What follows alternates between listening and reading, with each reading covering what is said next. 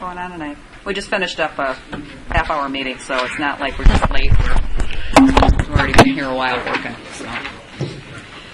Okay. Call to order. Notice is hereby given that there will be a public hearing before the Joint Plan Commission and Town Board at the Town Hall on Thursday, November 8th, 2012 at 6:30 to consider the following matter. Fox River Homes by property owner Fiduciary Real Estate Development. The project name is Fred Lathers LLC. The owner seeks approval of a conditional use to allow for residential planned unit development. Legal description is included in tax key numbers 1421-998-001 and 1411-996. We'll hereby start the public hearing, and Mr. Roger, our planner, is just getting set up. Stretch. Do we want to have the representative from Fiduciary say a couple words about their project? Mr. Rappes, would you like to give us a little bit of something? Yeah. A little bit of something. You can set the stage. How's that? And feel free to adjust as you will. Yeah, hopefully it's not.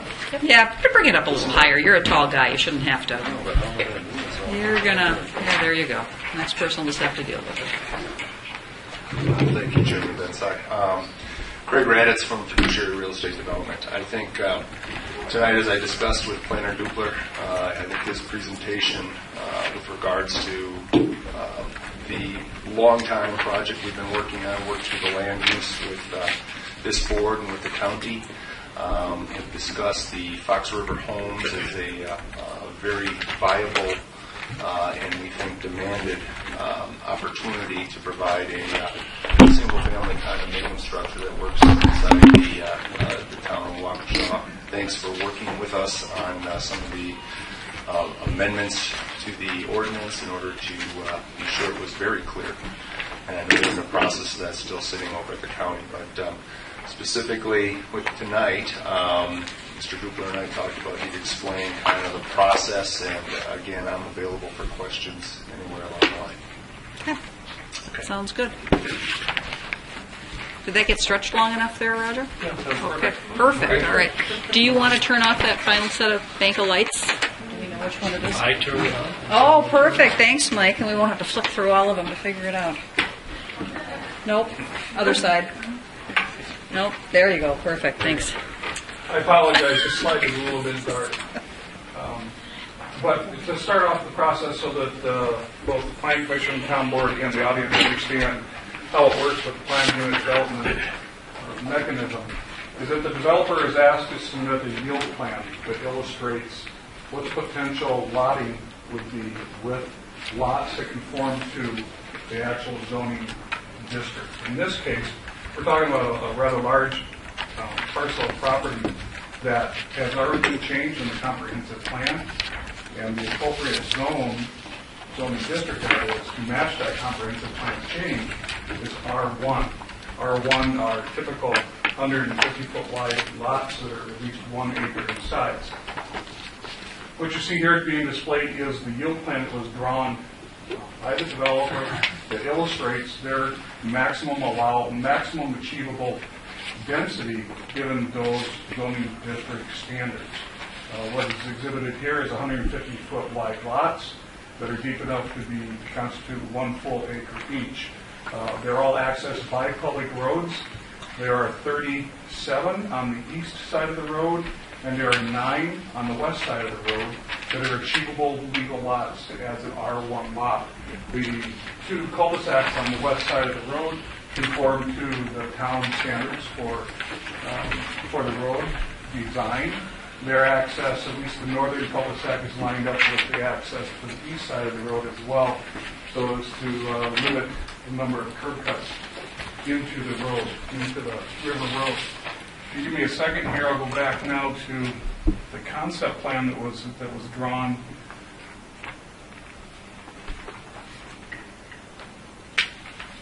That conforms to that yield plan.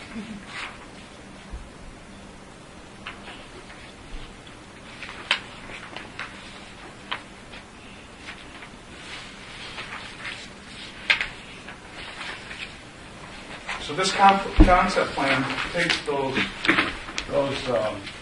48 lots and actually reduces the lot size. We establish the allowable density on the property with the yield plan. The proposal here is to develop a planned unit development by reducing the lots. Those lots then would conform to actually the R2 standard. There are no more lots in here than what could be achieved under the standard R1 geometry.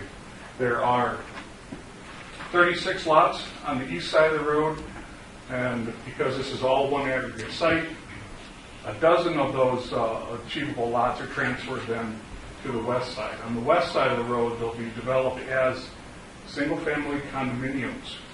And those single-family condominium buildings conform to the R2 standards in regards to building-to-building separation, the amount of open space associated with each of them, but it's intended to be one large lot that's owned in common, where each homeowner would own the parcel essentially within 5 foot of their foundation, would be their private ownership. Everything else is owned in common. Everything else is owned in common, maintained by a third-party landscape contractor, if you will, for the landscaping, the mowing, and such. The road is also proposed to be private road, which, as it's designed, conforms to town standards as well. This evening, what Planning Commission and Town Board will be discussing are the elements of this planned unit development, and to determine if it does indeed conform with some of their preconceived ideas for development on the site.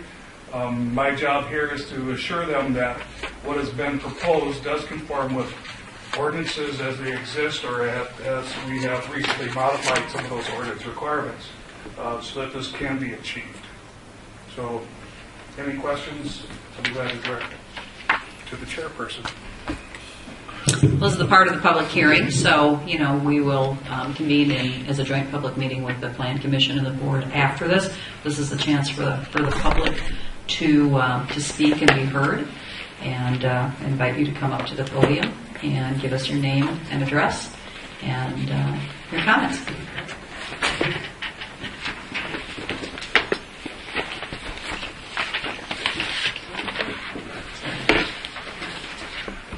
Somebody's got to start. Who's going to be brave? All right, come on up.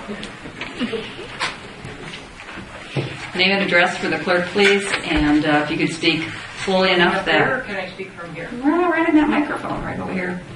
Right up here. Yeah, it's a limited crowd, so there's no tomatoes or anything allowed.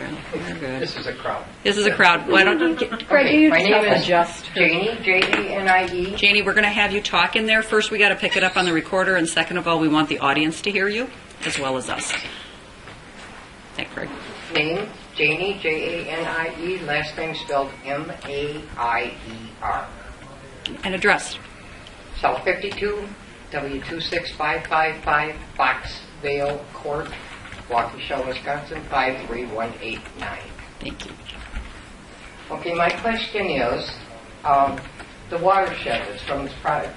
Can I show them something else on the map that I have my questions about? What do you mean? About the drainage. You can ask any question you like. And Okay, but the part I want to show is not up there. Roger can change What would you like to see? The whole thing. the bigger project, the full project, you're saying? Correct. Both sides of the street. Okay. This one? Yes. Can I show you on the map? Well, we're even going to give you a pointer, I think, here if their batteries are in good shape. I can show. I can Here. use that. You can just see how it goes? We're going to put you really on the map here. So press that little red thing, and then if you can't reach it, you can just see the red one. Just point it at it, and it'll point a little red. In all the plans that I've seen, I've not seen anything where they're going to put the watershed from the roadways, the roofs, the You're talking stormwater. ditches, stormwater. Okay. Okay. To give you some perspective, I grew up on that park. First 22 years of my life. So I'm very familiar with it. And then I lived in a little limestone house that was right here. And I currently live in a house right here. Okay, this piece of swamp that's right here, it is a conservancy. It's going to diminish my property value if they run any water through that piece of swamp because the water table is already just below the house. So my concern is, and I don't know if they have an answer to that, do they intend to put any watershed into this piece of swamp right here? I think that's a Christianelli question. I don't think we've seen any stormwater plans at all at this point, so I guess That would be something to consider. we don't know. A lot. Yeah. Well, we can ask Mr. Raddatz what the plans are. Sure. Specifically at this stage of the development, working with the town, where we are, we have looked at a lot of the engineering, and we've talked in the past about a infiltration train that we're going to use, and we've already talked with the adjacent land, with the DNR, about how we're going to deal with stormwater in a very green way. That is, there's a particular firm in, I think it's Judah, Wisconsin, that we're working with, and they really specialize in being able to work in these type of settings, right up against many of the constraints of the site. So, but at this point, we've looked at all those things, but the town, when we bring in formal plans, this is just at the concept level. All the engineering has been considered in these designs, but the final engineering won't be done until we come to the final plan. So we've looked at it. We have a great partner in an engineering firm who has done many very ecologically sensitive sites, but it's not at the point in the process where we're going to actually have a place where we say this is where it goes, that's where it goes. But protected, as the town is required, and the engineering standards of the town, which go to the county and to the state. Okay, because my concern is, we built my house right here that's 30 years old. I had lived in the little limestone house on the corner for the 10 years between the time we moved off the farm and the Thomases sold it to Dr. Lather. That house, in the last 40 years, has a considerable water problem just because the city has put a lot more water down the Fox River than it did 50 years ago. I'm on the high side of 65, so I've been here for a while. So, my second concern, which is another major concern, is see these two lots right here, this one and this one. I went to one of the planning commission meetings since I was retired, which would have been within the last year, approximately a year. And I know in one of these meetings that I was at before, we have pictures of when, in 2008, the city flooded thousands of acres. I remember when my brother, when they shot the heights for the house, for the basement that I live in now, we put it a couple feet higher than the one that I previously lived in. But in that flood, this whole field, which was a soybean field this year, and he alternates up. My farmer is very nice, friendly guy who doesn't own it, he rents it. It was underwater. We canoed. I didn't canoe, but Bill right here canoed around this field during the flood, and they have housing lots on there. Now, do they intend to fill it all in like they're doing with the Genki farm, where they put 8 feet of rolled dirt on top of the ground to build the houses in? Or? To address your question, and on the back there, when we get to engineering, this is a conceptual plan. As Mr. Dupler, again, we've looked very closely at this. We think it is a design that If you really give is. us the pictures again, I can make Sure. more copies. When this is done, and maybe Chris, you can speak to this, the standards that any developer has to. And I can say I am not, I've been in this business for 20 years, but I'm not an engineer. But in all my experience, those type of issues, if those are lots that cannot be developed because of floodwater tracking and floodwater evidence, we can't build on them. So the actual concept plan here, with everything we have, says that those are buildable, but that's one of the things when we get into the process of the engineering and the scrutiny that it has to go through. If it can't handle that or is proven not to be, it won't be lots. So all these areas will be looked at completely by town, county, and the state. Okay, I think that's all I have right now. Thank you. You're welcome. Thanks. All right, who else would like to come up and provide comment during the public hearing section?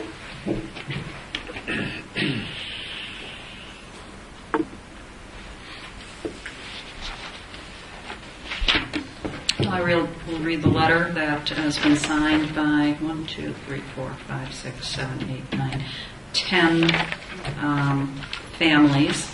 It was delivered here yesterday. To the town of Waukesha, dear town board, regarding the fiduciary development on River Road. Please accept this testimony in regards to the above development. There should be an adequate environmental buffer between proposed dwellings and the existing buildings of neighbors. The current closeness of the buildings will cause conflict due to the existing uses of current homeowners. These current uses include target shooting, hunting, proximity of farm animals, and waste, etc. 2. We propose there be no development on the west side of River Road between the highway and the Fox River. This area is too confined, and the homes will be squeezed between the highway and the river. 3.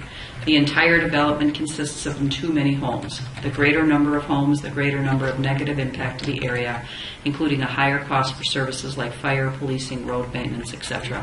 The large number of homes creates an inconsistent development pattern / mix in the area. 4. The extra traffic that this development will bring, along with high speeds on River Road, will cause a severe safety problem due to the sharp blind curve on River Road going both ways. Property owners both south and north of this curve will be placed in frequent unsafe situations when driving in and out of their driveway and or Foxvale Court. Will the speed limit on River Road be decreased and the lower speed limit enforced? 5. We suggest that a true conservation subdivision be developed with open space surrounding the development and that the development be limited to the east side of Highway I, River Road. Open space should be strategically placed to prevent the degradation of experience and views of both the development's neighbors and drivers on River Road. Scenic views are an important part of the town of Waukesha, and these views should be maintained. This is especially true in this area adjacent to the Vernon Marsh. 6. Because this development is being built in a rural area, all planning, underlined, must be done with the goal of keeping this area rural. Building a high-density development in an area of 5 to 15-plus acre zoning will create inconsistent use problems for many years to come. 7. Outdoor permanent lighting must be prohibited to keep light pollution to an absolute minimum. 8. Management of stormwater and yard runoff must be managed to exceed existing standards, not just met them, to protect the Vernon Marsh, private wells, the Fox River, and neighbors' property. Fertilizer and or chemicals of any kind must not be allowed to enter any of the above at any percentage. Sincerely, the neighbors of proposed fiduciary development, author Alan Stadzewski, is that correct? Stasizwski, I believe.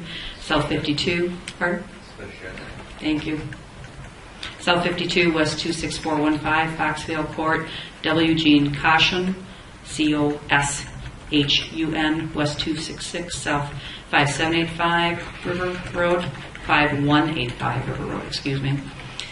Janie Meyer, South 52, West 26555, Foxvale Court. Bill Godfrey, South 53, West 26445, Foxvale Court. Terry and Stuart Buchholz, South 52, West 26435, Foxvale Court. Joel and Becky Mays, West 266, South 5135, River Road. Marianne Voss, West 270, South 5760, River Road. Peter Clarkson, West 271, South 5846, River Road. Patricia Campbell and the Campbell Trust, West 273, South 6201, River Road. Thomas Haig, West 267, South 5290, River Road. And Dan Buchholz, West 254, South 5030, Grutner Drive. You would make sure that's part of the record. Mr. Pages, thank you. Other comments to be read in the record as part of the public hearing tonight?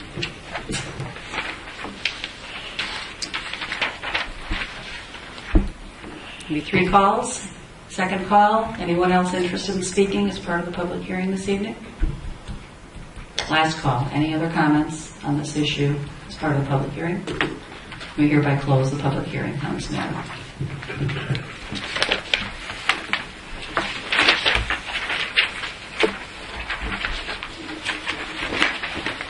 Okay, we'll immediately go into the Joint Plan Commission Town Board, and we'll start with a pledge to the flag. Paul, please rise.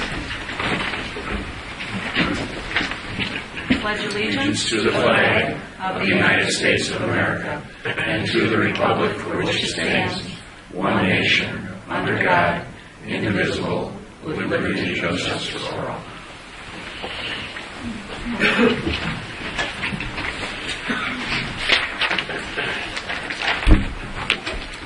Okay, so we have an open citizen comment in the beginning of all of our meetings. This is for any issue that someone has that they would like to share with the town board and plan commission. There'll be another opportunity for you to speak at the beginning of the board meeting as well. So anybody have any citizen comments that they'd like to share with us this evening? Okay, we'll move on. There are no minutes this evening, so we'll go into the discussion with Town Board and Plan Commission, possible action by the Plan Commission for the conditional use to allow for residential planned unit development. And you might notice that Mr. Buchholz has just taken a seat at the back of the room, right? We had a conversation. The document that was delivered here yesterday had Mr. Buchholz's signature on it. And Attorney De La Mora, could you kind of run through the issue with that situation and how it's resolved? It has been resolved. Mr. Buchholz has informed me that he is recusing himself from participating in this matter since he has already expressed his views in the written document. Is that correct, Chief? Yes, sir. Thank you. And that's part of our ordinance, correct? Yes, there's a section of our ethics ordinance which arguably applies in this situation. So we appreciate Mr. Buchholz's voluntary recusal on this matter. Mr. Dupler, would you like to make more comments on this? Certainly. Just to run through my report, and if anyone has any questions, feel free to interrupt me. This is for consideration of a planned unit development this evening.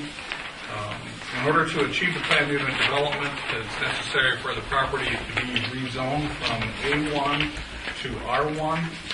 That R1 rezoning is appropriate for the revised comprehensive plan that identifies suburban 1 density both on the town's comprehensive plan as well as the county's comprehensive plan. I would encourage you to consider that an appropriate action.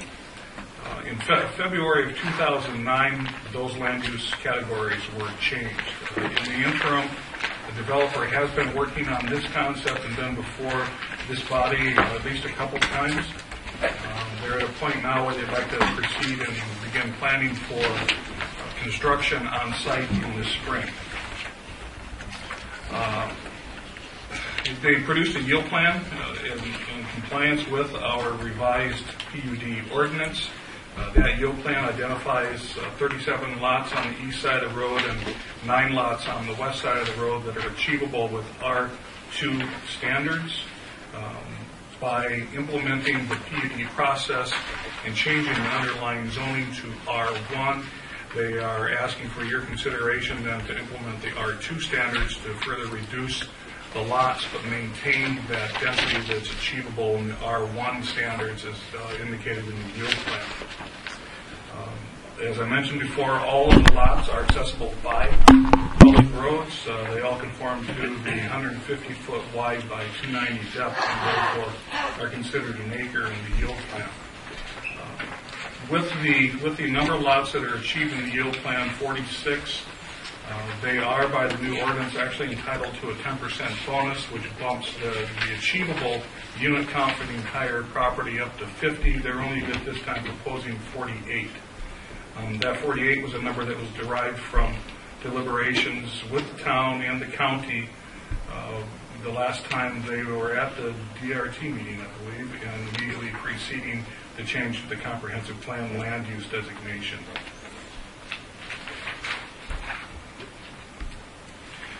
By considering this a planned unit development, it is possible to consider the property as an aggregate whole and therefore allow them to consider, or you are allowed to consider transfer of some of those units from the east side to the west side, which is what the petitioner is proposing. The end result would be 36 home sites on the east side of River Road and 12 on the west side of River Road. Those 12 are proposed to be single-family condominium units. It takes into account the green space, Waukesha County's Greenway Trail. It also takes into account, in concept, stormwater management, as well as considerable area of dedicated or transfer to the WDNR for preserved open space. On the west side of the road, if we talk specifically about what they are proposing for your consideration this evening, they do have the 12 identified on what is a T intersection with 2 cul-de-sacs, single point of egress onto River Road. Since the cul-de-sacs are the northern cul-de-sac is long, an emergency access is proposed at the north end of that in order to ensure compliance with emergency access requirements. It's also worth noting here that in the arrangement of the homes, they are indicating that they intend to turn the garages inward so that the garage doors are not facing their access drive. That language I would encourage you to consider should be made part of the conditional use permit language so that it is solidified and we can be assured that all of the architecture will respect that design concept. Also part of the CU language that should be considered is the language in regards to the shared septics. This is intended to have shared septics that are on the east side of their access road, between their access road and the highway. That is something that the county is allowing to take place because it is a condominium, it is one lot, and therefore they can house a number of individual residential requirements for the septic on that one lot. In a conventional subdivision setting, your septic field has to be on your lot specifically. Because this is a condominium, the county does allow them to share condominiumize their septic systems and their septic fields. I would encourage your consideration, at least for the procedural elements of this, with an understanding that they would need to come back at a later date. We need to conduct a public hearing to actually rezone the property. Any of your approvals this evening have to be conditioned upon the approval of the county for our revised PUD ordinance. So those are 2 items that you have to understand will be taking place in the future. I would suggest that they need to submit a CSM for the entire parcel so as to make further division possible. That CSM should also solidify what the allowable densities are and identify that there are 36 single-family lots allowable on the east side of River Road. They also need to submit a condominium plat for the town's review for that portion west of River Road.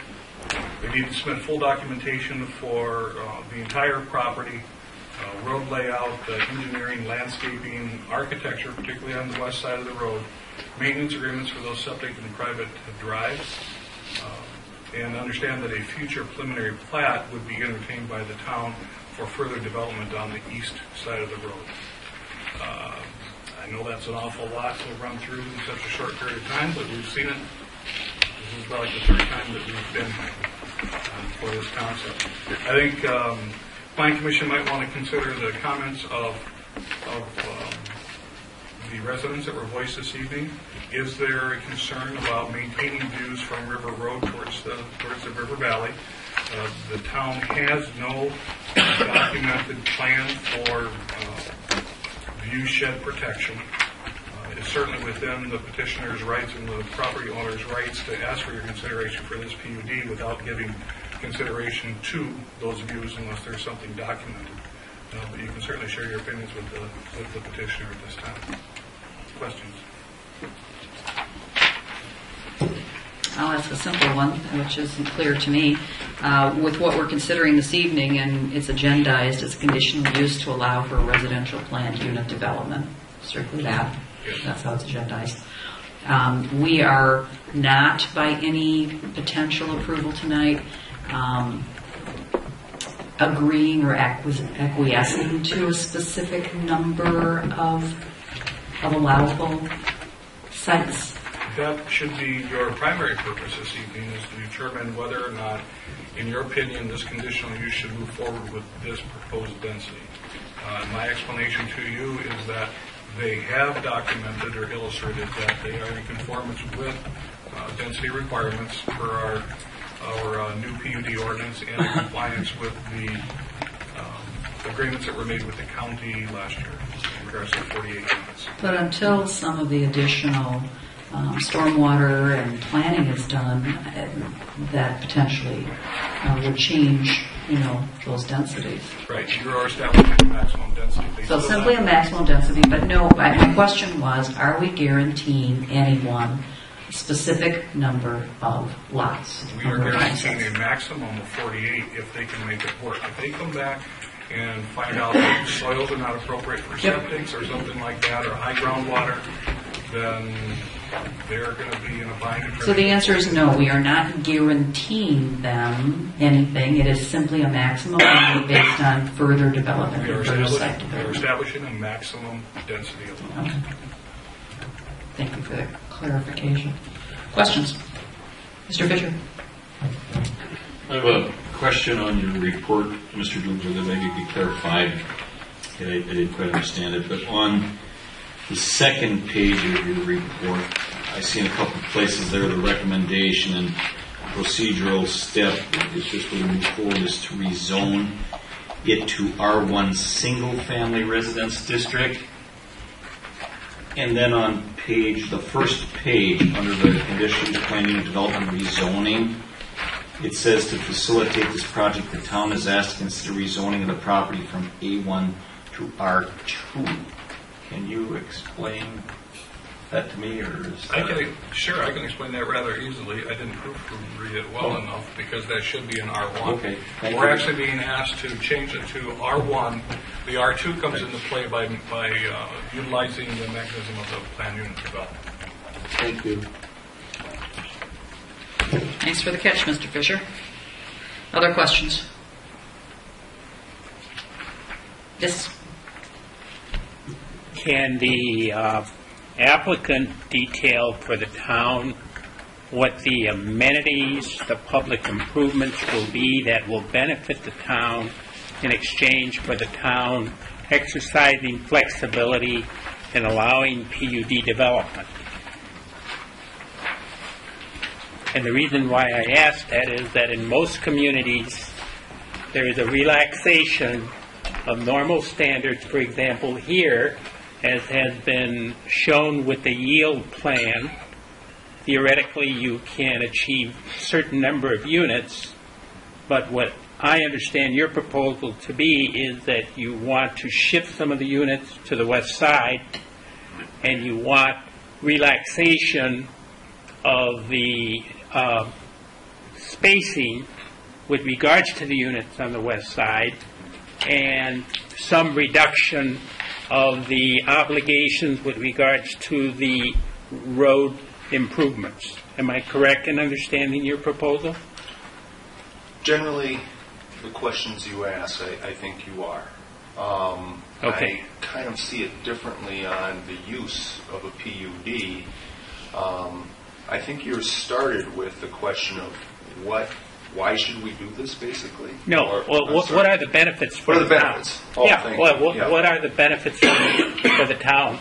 Well, I think the benefits in this, and this goes back, I remember about 2.5 years ago when we particularly started looking at some of the alternatives for doing, I guess in quotes, a conservation subdivision, which a lot of people have all kinds of views as to what that means. And I think one of the things, even at the county level, they truly encouraged of keeping development tighter to reduce some of the excess or the redundancy in what occurs in a lot of development. So I think that's why you have been using it with us. And again, with regards to the yield plan here of 46, 48, possibility of 50, truly what we're talking about is really just 3 extra units on the west side. So it'll address the significance of the PUD. PUD, in order to eventually design the lots on the east side with more flexibility, and that's always tremendous in being able to protect different environmental areas of your property, being able to bring tighter, have less roads, those kind of things. Anytime you sprawl out lots and have long roads and everything of that nature, you're just adding to less impervious space around your site and around the subdivision. On the other side of the road, almost every aspect, and the west side, I was talking with Mr. Dupler, I think that plan, not being engineered fully yet, has probably been the most scrutinized plan I've ever been associated with, because we've been in front of the county in a joint meeting where there was no less than 9 or 10 different disciplines at the county level looking at every aspect of what we're planning here. And fortunately, when we go to engineering, I don't think it'll be a big leap from what you're seeing here, because we've had so much input. But we'll have septic systems. They can be shared, 2 per each household unit. I should say 1 for each 2 household units. In addition, it appears that the optimal well will be 1 well serving 6 units at a time. And the ability for that well at 6 serving 1 well serving 6 different homes is literally the efficiency of that well is improved, and it can be monitored rather than having 12 wells across here, all individual monitored individual people. We'll be able to work with a well that when you're at 1 well serving 6 homes, it can be, it's a more sophisticated well. It can be better maintained. It can conserve water better than 12 individual wells. So there's just 2 examples here in the septic system and in the well system within regards to the overall density and the reason for using the PUD in order to do better development with less sprawl. Great. Can you explain the open space along the east and south side that's part of the project that's not covered with any of the proposed lots? The actual property, as you may recall, almost was, I believe, 298 acres total. And, of course, one of the largest preserves in this area.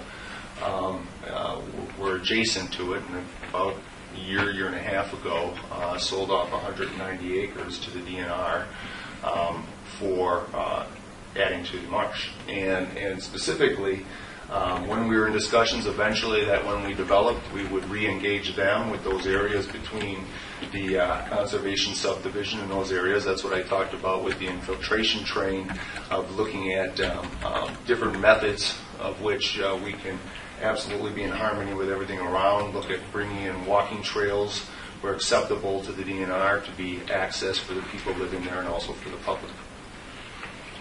What size, on your condo project, what's the square footage minimums that you're looking at? We have not nailed down a minimum. Our best, what we referenced and have referenced before, is we were involved in the legend at Brandybrook over in Wales, and particularly, very similarly, 28 unit single-family condominium there. I think our minimum was 2,600 square feet. Yeah, 2-story. On a 2-story. And anything, actually the minimums there are quite high. So with regards to this, the approximate, off the top of my head, I think it's 80 by 80 are the building paths. You could fit in a 2-story structure done appropriately with the eventual architectural, you could fit almost a 5,500 square foot house inside that type of building lot. What we would expect is somewhere, especially towards an empty nester that wants to be in the town at this beautiful site, to be able to build a home that's not burgeoning and is somewhere between 3,500 square feet, to be able to have the extra bedrooms. That really is the target demographic, and the number of 12 versus at Brandybrook there were 28, and again, that is done quite well. But this is going to be a very unique site. What I'm getting at is that the condo unit, then, if you're looking at 3,500 square feet, that's a $425,000 house. I think people ought to be aware of the values involved, because the word condominium brings a 900 square foot apartment condominium to mind. Usually, this is something Good point, thank you. And I would, we had pictures at a previous meeting. I could bring those again, and I know we'll be back for rezoning. But we could do a more thorough presentation because these will be at a minimum of $400,000 to $500,000 single family, with likely some of them going up to $600,000 or $700,000. Mr. German, have stand up. I don't have measurements here, but I see the 100-year floodplain on the west side is pretty close to the development. Do you anticipate putting any fill to raise that development? Within, obviously, are you referring along the Fox River? Correct, on the west side of the development. No, at this point, because that is the 100-year flood. If anything, it's going to be likely how we raise up on the slabs, or whether we can have a basement situation, which is unlikely. So, we can raise the actual buildings themselves, and again, what's permissible, as long as it doesn't affect stormwater management on the site, will all be done with engineering. So, I guess, Supervisor German, that's something we know that's going to need to be done, if appropriate, to protect, obviously, the homes. But at this point, we don't plan on doing fill unless necessary. Mr. DeLamora. I'd like to follow up because I'm not really sure that I'm understanding, or maybe I'm not communicating to you what I'm interested in finding out. You mentioned, I asked basically in plain English, what are the benefits for the town to allow flexibility? And you've said, well, we're combining septic. Okay, you're combining septic, that's less of a cost in installation.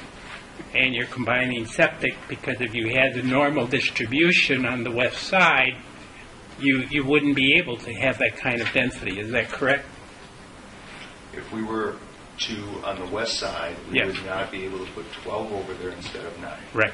Okay, sure. Is that correct? Well, you're the proponent here. I am. Okay, so am I correct in understanding that? Yes, you are correct. Okay. And so how is combining septic a benefit to the town?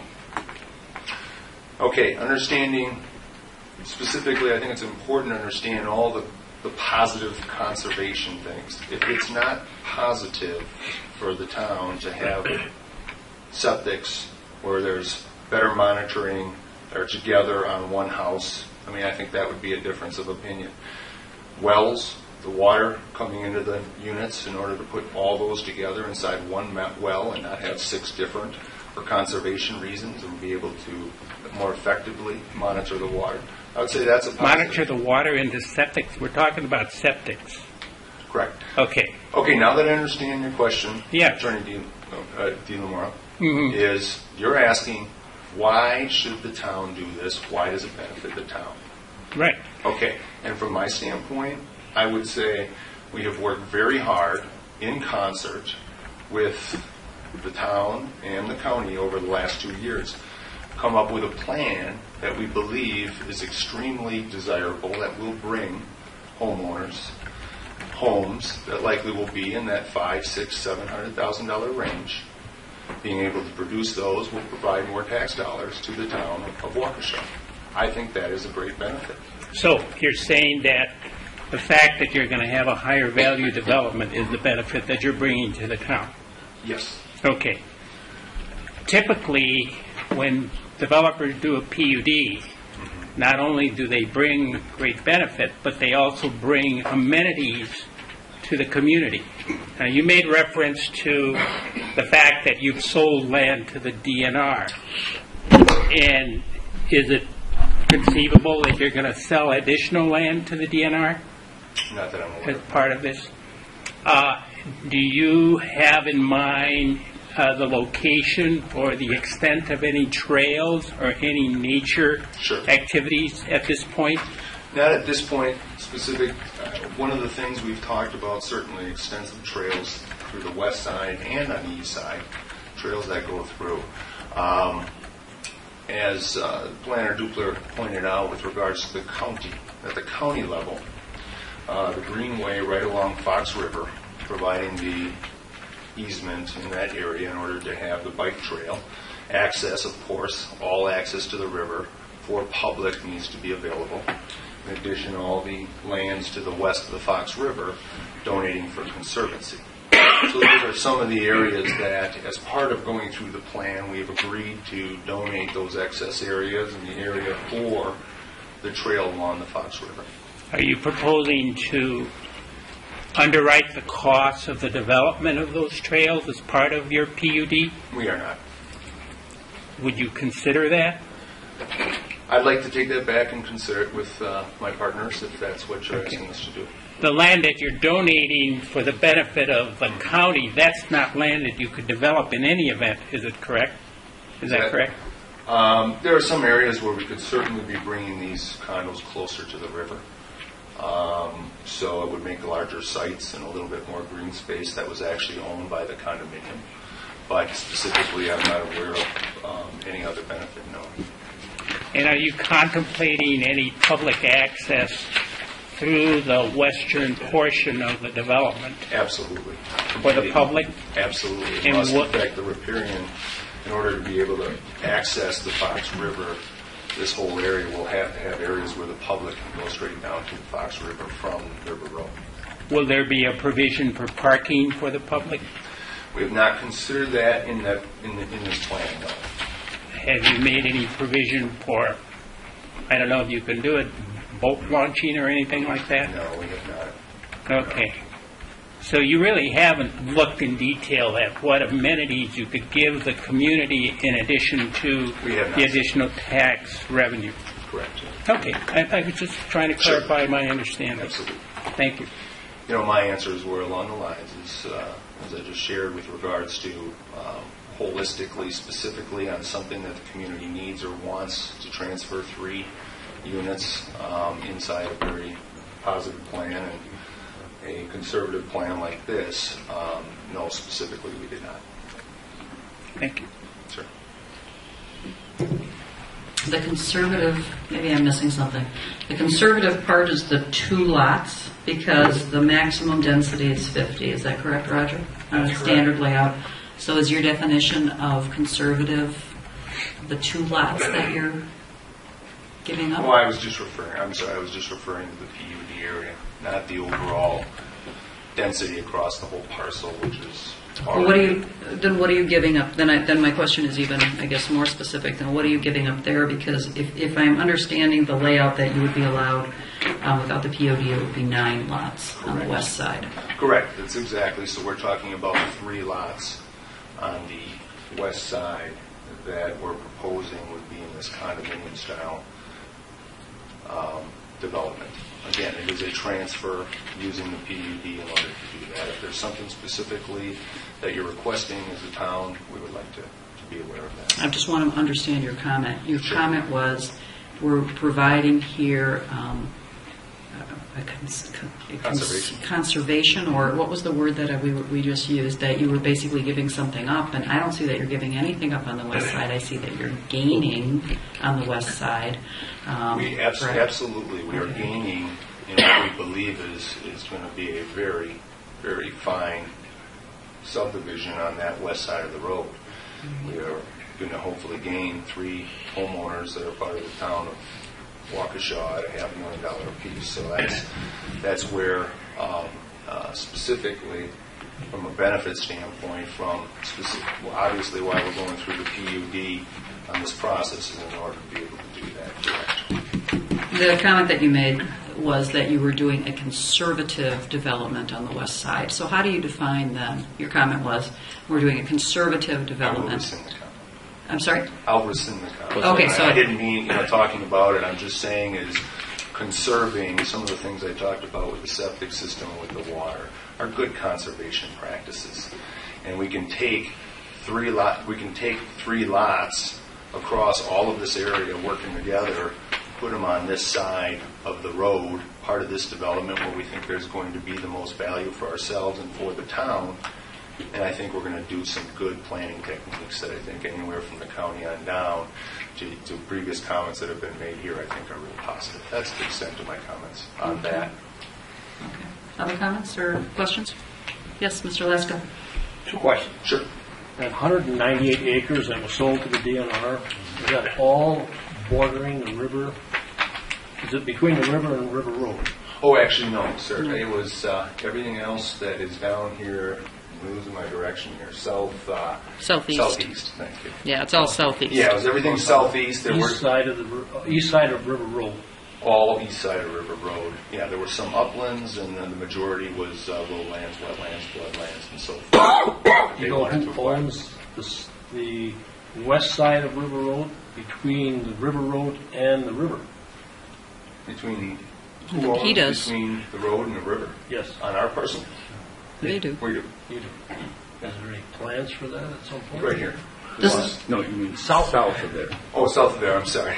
I don't know. Off the top of my head, Ransoms? over the years, we were right. Ransoms, or yours, yeah. Right. I've, I recall the name, but right now.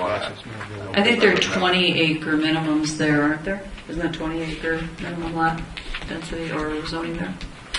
Second question. Sure. The 12 lots, you have the condo lots there.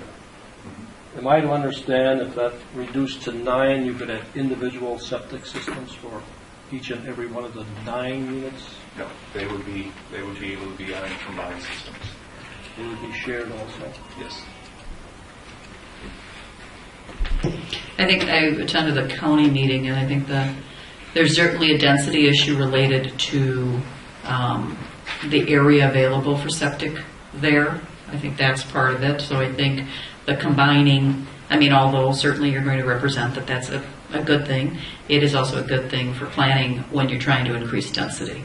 And so, you need less of a pad for it, obviously, if you can combine septics and you can combine water, gives you greater ability to have a higher density in the situation. And the county did allow that. I think historically they didn't, but Brandy Brook, is that the name of the development? It was kind of their test case. I think, Roger, you were part of that, that the county allowed that. But they spent a lot of time at that meeting looking at that, although they did seem amenable to it.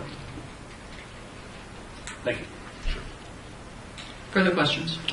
I have a question. Mr. White? If you would lose Lot 19 and Lot 20 on the east side of the road, how would that affect the west side for the condos? Would you lose any over there, or how's that 10% yield work, I guess?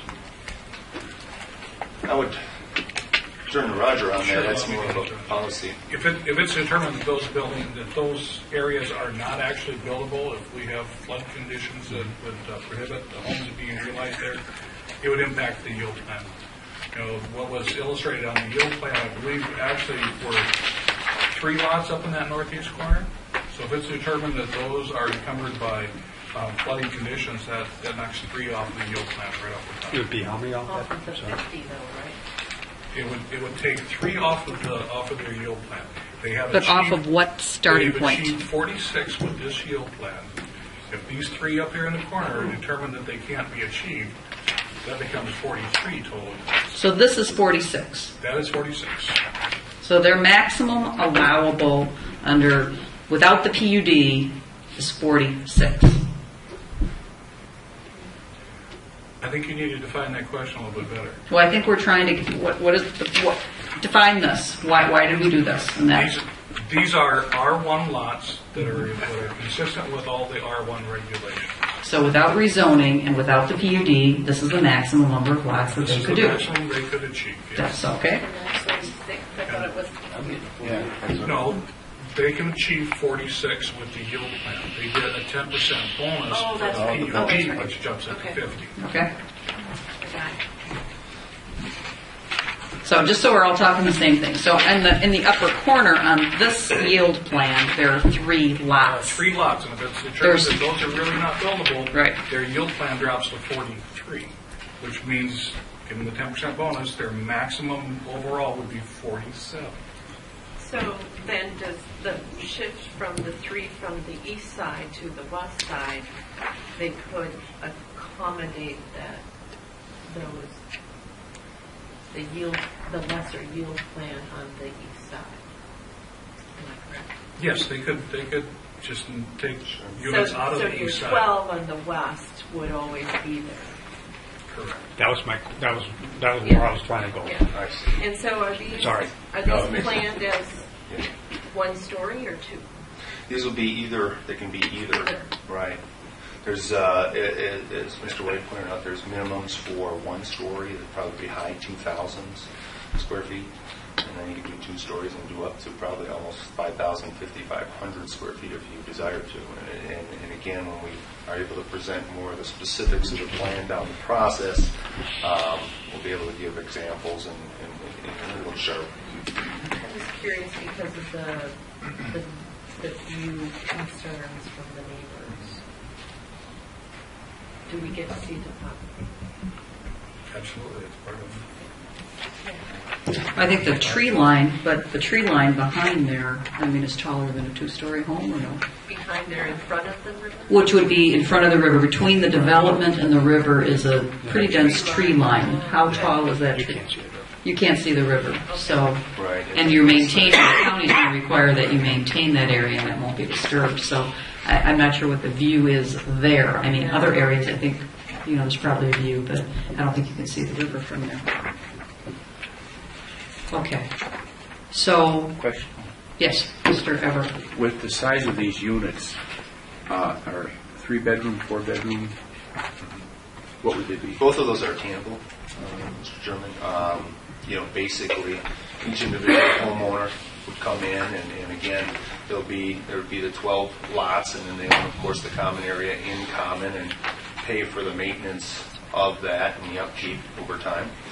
And but basically, it's someone. The beauty of it is, there's such a opportunity to come in. You can choose your own builder.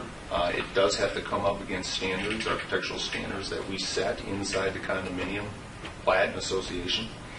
And specifically, someone can come in and start designing the home that fits their needs, very specifically to what they need, in concert with the architectural style that we determine.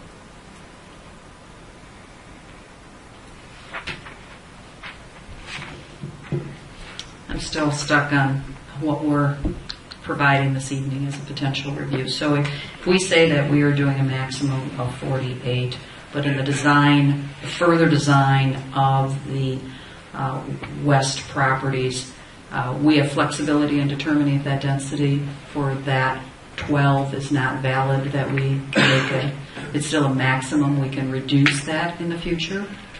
What we are establishing this evening is the absolute maximum, which would be 48, as they proposed. If they were to come back with a revised plan to push it to 50, they have to redo their yield plan to show if it's going to work. According to this yield plan, they're not going to be able to illustrate 50 on there. Isn't there an assumption, though, that if we provide a maximum of 48, that it's kind of a stamp of approval for the 48, unless absolutely on an engineering basis, it doesn't work? I guess I'm still trying to find out how much flexibility are we truly going to have when we have more information. I'm uncomfortable with the density on the west side. I'll just say that. And so I'm not sure, how it's all going to work, and I guess I'd like to know if we're going to have flexibility later to look at it with the aesthetics and with the engineering, and not have made promises today, even if it works physically, but we decide that when we get more information, it's just too dense on that side. Do we have that flexibility? Your action this evening, if we proceed, is going to establish 48 as a maximum density, and in conformance with what they proposed, the 12 on the west side, they're asking for a transference of density, the 3 lots to that west side. After tonight, we're going to have 12 units on the west side and 48 units throughout the entire development. How those are actually achieved, and if they can be achieved, will be determined by the final engineering.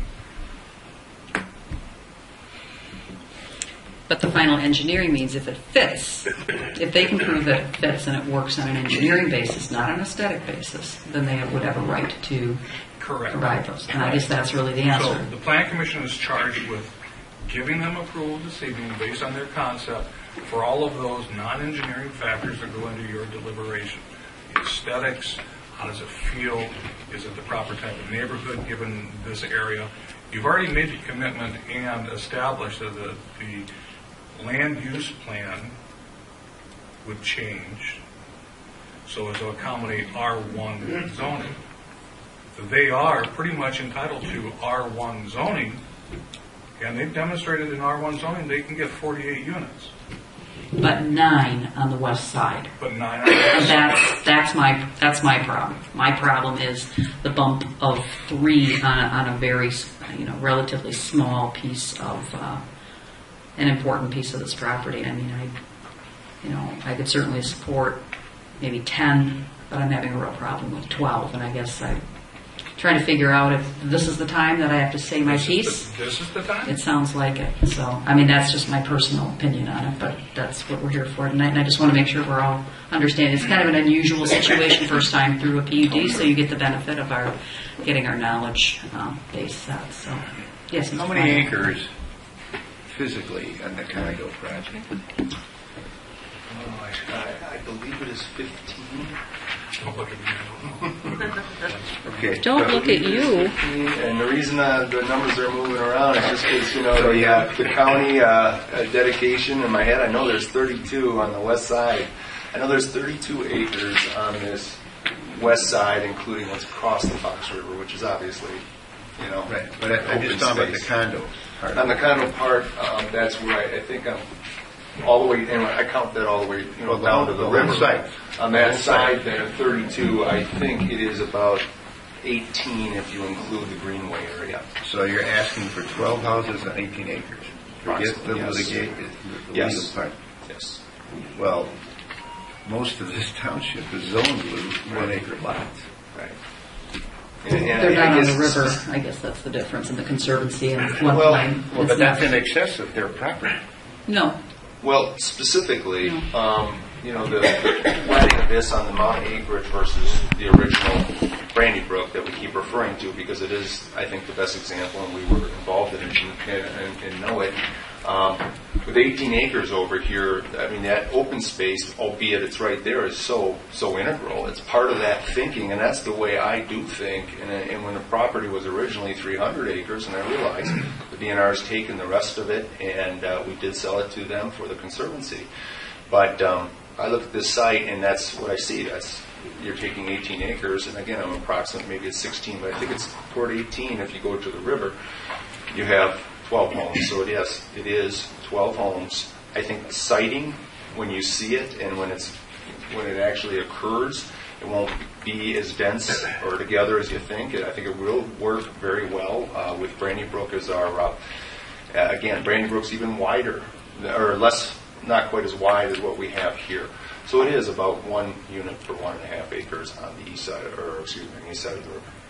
And across how many acres? I guess the lots across the street are even larger than, correct? Well, those are all sized to 1 acre. They're all 1 acre. Those on the east side. Oh, on the east side, because we're showing it up there now at the concept plan. I think the smallest is 35,000 square feet. On about 60, it's literally on about 64 acres, I believe, net. So 64 acres, 36 lots. Those are about 1 to 1 3/4. So that's actually above the minimums, right? That we find correct. Town. Almost 2 acre minimum. To give you a better understanding of the developed area on the west side of the road, from what they've identified as the Green Trail location to the Two River Road, where all of the homes are developed, we've got 9.4 acres. So they're roughly 1 for 3/4 acre. Specifically, though, before the dedication and everything else, I mean, when we talk about green space, you don't see lot lines, and that is all our property, and it is all being donated for the right reasons and for good reasons. But the sense is the actual land we own right now is 32 acres on that west side of the road, and I think there's probably almost, like I said, 18 acres over there. So, but specifically, you said it was 9.2? 9.4, which is, a per unit basis is pretty much the same as your lots across the street. That's what I was getting at. So when you're looking at let's assume you're driving down that road and you don't know it's a condominium project, all right? It's not going to look too terribly different than the neighborhood I live in with acre lots. Right. No. That's what I was getting at. Thank you. But the condominiums are going to be about 20 feet apart, though, right? I mean, the building sites. It depends on each individual site, and I don't think it'll be 20. I think it'll be more like 30 or 40 in general. Okay.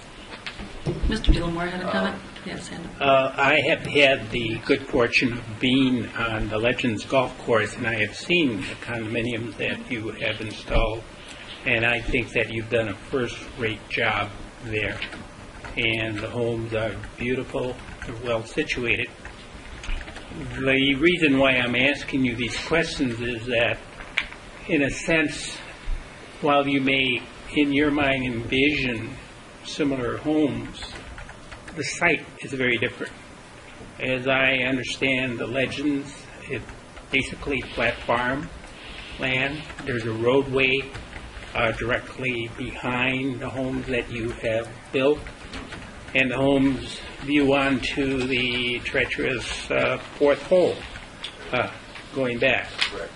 And they're well out of the range of being hit by air and falls. But you don't have any environmentally sensitive land at the Legends, do you? No. No. And by donating the environmentally sensitive land to the county, you're basically transferring part of the assets that would otherwise be taxable to a tax-exempt entity. Would that not be correct also? That would be taxable to exempt. I believe you are correct. Okay. Just one clarification. I appreciate the pat on the back on it, but Regency Builders bought the condo piece from us. Oh, okay. And we did all the initial platting, and they had visions of what it could be, and they're a high-end home builder, so kudos to them. Well, it was done well, and the planning was very appropriate, in my opinion, for that. Mr. Dermott had his hand up. Yes, I've got concerns. I've seen River Road through here underwater, where the road itself has been flooded. And if you go with 3 bedrooms each unit, that's 18 bedrooms, and this would probably be a question for Roger. How large of a sanitary system would be needed for that many? You want me to equate the ratio between bedrooms to the size of the leach field? Well, that's how it's determined. Yeah, I can't So, do it off the top but the of my county typically does that. I mean, the county would determine that there would be sufficient size, or they'd cut it down. But we don't typically go through that. But the county definitely will identify that. Not only that, but if they are installed as mound systems, then it's not a conventional leach field, and it's pressurized, and it takes up a lot less space. At the county meeting, again, we had people from every discipline. Chairman Bensock was there. We discussed on the, obviously running along River Road, we have 12, that's another measure, is along River Road for the 12 homes, there's 1,200 feet of frontage there. Looks small up on a screen, but it is 1,200 feet. Along the front, along River Road, is going to be some really nice undulating berming that goes through there. Those are where those fields are going to go. We had about a 5-minute discussion where that in particular was discussed as the gentleman from the county discussed the adequacy of that and the desirability of that. And it really was with, I think, from my recollection, Angie is very strong in favor that would be a very viable solution and the right way to do it. One of the things that was a concern, and with Mr. Buchholz not being part of the discussion, I think I'll bring this up because he's probably thinking about it over there, is fire protection. I'm going to ask you from the crowd, put your fire chief hat on for this one. As you looked at the modeling of the PUD with the 12, did you feel as though you could provide adequate fire protection with the access points that are provided, or the access that's provided? When we reviewed it, I think it's going to be extremely tight. I mean, we'll squeeze in there. If we had fire operations, there's probably going to be better climbing over the mountains. We're not going to try and keep those little driveways. It's tight. It's tight. The access to the north, that's going to be fine when it's nice weather or it's ground's frozen in the spring when it's soft and muddy. and that area will be wet and soft. We're not going to get it. So this provides for a secondary access on the north side there to River Road. That's strictly for emergency. Is that what we worked out? Yes. Mm-hmm. That'll be like a turf driveway. Yes, and so that's what you're saying when the ground is frozen or if it's dry, that you're concerned about wet conditions. I mean, there's folks here that have alluded to that in the spring when it gets wet there, those fields are wet sometimes underwater. And you indicated there's not going to be a fill rod in there. They will be wet then, and they will be soft and not going to put 20 tons of that there and keep it above the ground. Thank you. Other questions? I get one more comment, I guess. Okay. I'm still concerned with the flood water issues that you guys may or may not have, but I just know in the area that the west side of that river, that I know a lot of the farmers over there, I know one for sure that he can't plant some of his land anymore because it's always underwater or might come 2 or 3 times, but that water level did go up 6-8 feet. You know, and so I just know that area in there is how true that 100-year floodplain water level is. I'm not sure how true that it is anymore compared to today's state. Compare what water, how it changes down there now with when it rains. It's insane compared to what we used to have and go down there and stuff. Because I know the folks that I'm gonna mention his name, Johnny Roeder. We fish in his field, in his cornfield that he used to plant. And so I'm just concerned about where the 100-year floodplain actually is and where if it should be changed to what the map is right now. Well, I think part of the issue is probably to do with the sewage treatment in the city of Waukesha, because they're effluent after it's treated goes into the Fox River, and so I believe that between runoff and the constantly increasing amounts that are placed into the river of their treated water is probably increasing the Fox River. I'm thinking that's the route that it takes, correct? Fox River.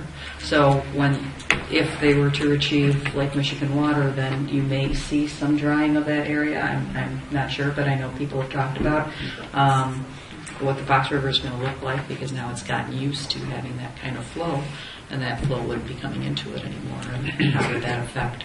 So I don't know if that's contributing, to the issues that they're having there or not, but I know there's been discussion in that regard. But of course, we don't know where that's going to be, and the plan is probably to have homes there before that plan is in effect. Other questions? Okay. And I guess it's time for somebody to take some sort of action here. Oh, certainly. Go ahead. A little more. The reason why I have infused myself into this discussion has to do with my concern about there's no polite way to say it, the antiquity of your PUD ordinance. It is, as you have it on the books, it reflects one of the earlier versions of PUD ordinances that you find in Waukesha County.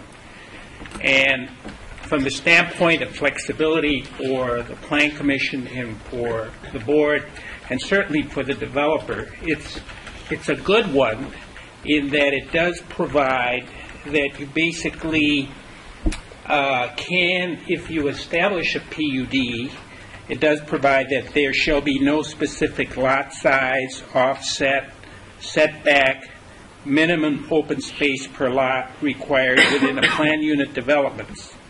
Lot areas shall be determined and may be modified according to a variety of conditions, and it talks about sanitary concerns, proposed development not being contrary to the general welfare or economic balance of the community.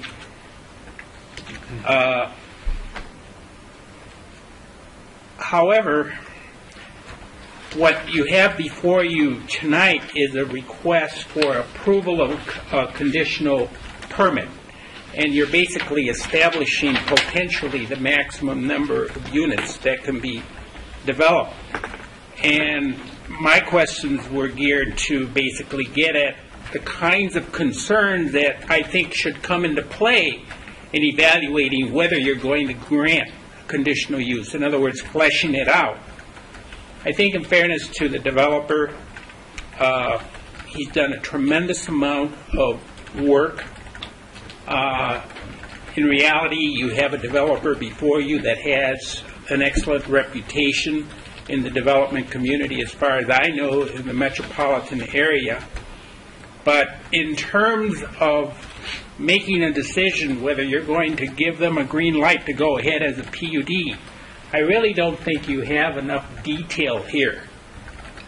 And so it would be my recommendation, my strong recommendation, that you consider giving conceptual approval to an arrangement that contemplates the possibility of 48 units so that they can realistically go back and do their calculations with regards to stormwater flow, with regards to the other issues that have been raised. Because once you say you've got the conditional use, you're vesting them arguably with some legal rights to build up to that number. And quite frankly, if they can build 48, they win and the town wins. It's a win-win situation. If they succeed, the town succeeds. But what you want to avoid is getting into a situation where, because you've locked yourself into a certain maximum level, and down the road we do have a severe storm, and we have isolation of these people, either for public safety reasons or the undermining of the integrity of those units, the future saleability of those units will be compromised. So while your ordinance doesn't really put forth a lot of requirements, in order for you to basically waive everything, I think you need to have more information. This is definitely not a run-of-the-mill condo development. These are going to, for all intents and purposes, the reason why I mentioned the legend, these are going to be substantial homes where people are going to make significant investments because of the general area there. And it doesn't mean that if you give them conceptual development that you can't flesh it out. In most other ordinances that I'm familiar with, the conditional use approval or the PUD zoning really comes at the end of the process. The details are worked out. The PUD agreement is worked out. All of the questions are asked, and then everything simultaneously closes.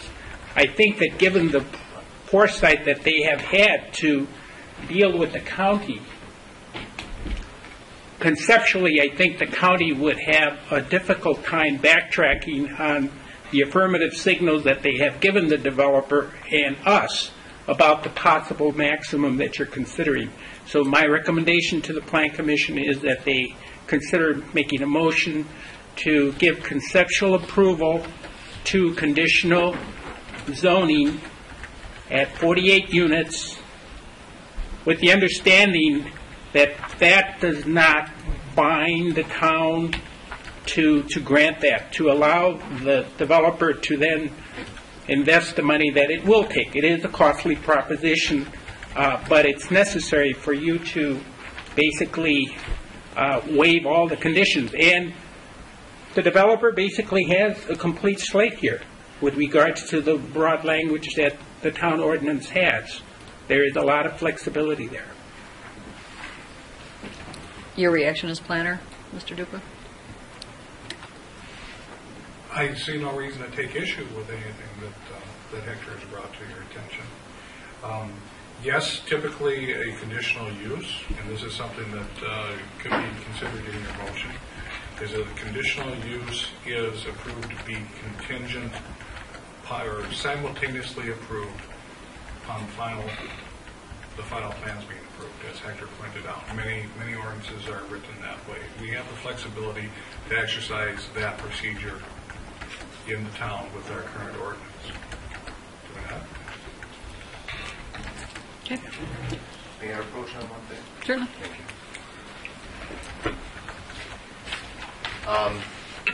you. Many of the thoughts, Attorney, that you've expressed, I'm in agreement with, and oftentimes a conditional use comes as kind of a capstone, but what always, pretty much always, happens is a rezoning. And amidst this, we had applied for rezoning back in June, got tabled in order to pass the ordinance for PUD. So what you're right on of final conditional use plans moving that distance, but what we're not used to and have never had in the past is not having an underlying zoning that reflects where we're going. And as Roger and I discussed before the meeting of that was put on hold in June, and really that should probably be our next step, is to come back, and we've talked about the yield plan and the 48, we need to rezone to R1 was the recommendation. That should go before the PUD. So we do have something, a bird in hand to start planning upon. So if I could just interject that we jump back to that at the next meeting if that's in accordance with what you're thinking. Well, I don't know that formal application has been made for R1 zoning. It was in July. It was, and filed. Well, then that should, if that's what you want, I don't see any reason why the town can't entertain that. Most developers, once they get over the conceptual obstacle, unless they're contemplating selling the project to somebody else for further development, really pursue the PUD approval once there's an understanding of what the scope and detail is of the project. But that's your prerogative as a landowner. I think I'm understanding what you're saying. I'm referring back to just with regards to the process to go to the PUD, to develop plans, to know you have zoning that's been approved, to go through the public hearing in order to do that's what we were going to do first, and I'd like to go back to that at the next meeting or the most appropriate time, and then whatever you decide about the PUD, I understand. Everybody in agreement? So Yeah. we need a motion. I make a motion to submit or approve or whatever the R1 zoning. We can't do that here. What can we do to keep him in the game? I mean, I don't understand. He's right. We're asking him to spend a lot more money on something he doesn't know he has. Well, not exactly. I mean, the petitioner has come to us. I think in this discussion process, we've identified some concerns and some information that we still need, and he's providing a proposal as to what the next step should be to facilitate. He still needs that underlying zoning. Yes, but he can't get that tonight because we have not noticed for that this evening. So what would be your suggestion, Hector? I mean, is it a tabling simply taking place at this point? Can you table this matter and allow the property owner to formally communicate and ask that it be rezoned with the underlying zoning, and to indicate what that configuration would be? I presume we already have that in hand. Is that acceptable to the petitioner? Or Roger, do you have any issues or any additional information? No. Would someone, because I think that's been captured on tape, you want to double check our digital recording that we've captured? Okay. Would somebody like to make the motion that Hector simply outlined? I thought I just did. Well, you kind of did the zoning part, so I think you kind of have to Whatever say that. our attorney said, I make that motion. Okay, perfect. Is there a second to that? I'll second. Thank you, Tina. Further discussion? All those in favor signify by saying aye. Aye. Opposed? All right. Thank you very much.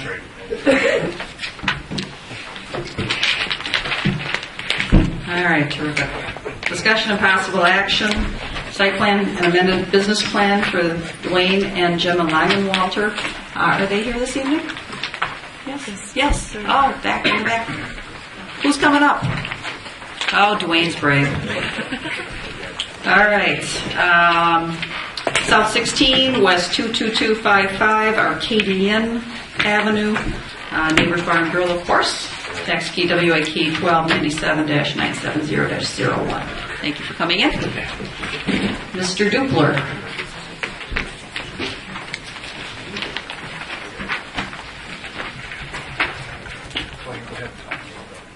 tell us a little bit about what you'd like to do? Just What cue we're it up. proposing to do is to add an outdoor deck on the rear portion of the building. Okay. To provide outdoor seating and also to provide a little more area for smokers. So we have kind of limited area for smokers in town. Okay. And then also, in conjunction with that, to change our liquor license to allow us to have serve liquor on the deck. On the deck, and then it includes the opportunity if you have the parties outside, If we like have, packet parties and on stuff. occasion we do have tailgate parties or outdoor Right. parties, and we have, currently we have to apply for a permit for that. So Each that, time. That would cover that, so we don't have to go through that. Okay. Perfect, thank you. Roger, you ready? Sure. Okay. I have to apologize in that the actual documents submitted did not make it in the packet. I assume you all have them hard copy, not in the electronic packet. You're talking about the this? Yes. Oh, electronically. Okay. No, it's too big. Too big to. When I did it, The property is actually zoned I-1 industrial. However, in that zoning district, commercial businesses are allowed. So they are not, they're certainly a legal operation. Their lot is 9.9 acres.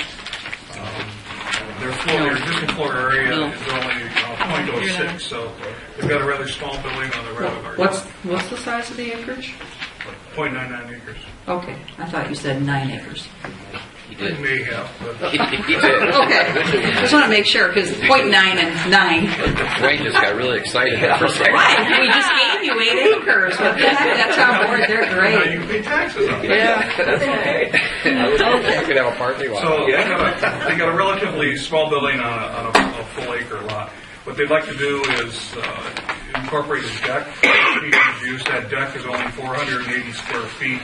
The actual impact on the floor area ratio is negligible. There is a requirement for setback.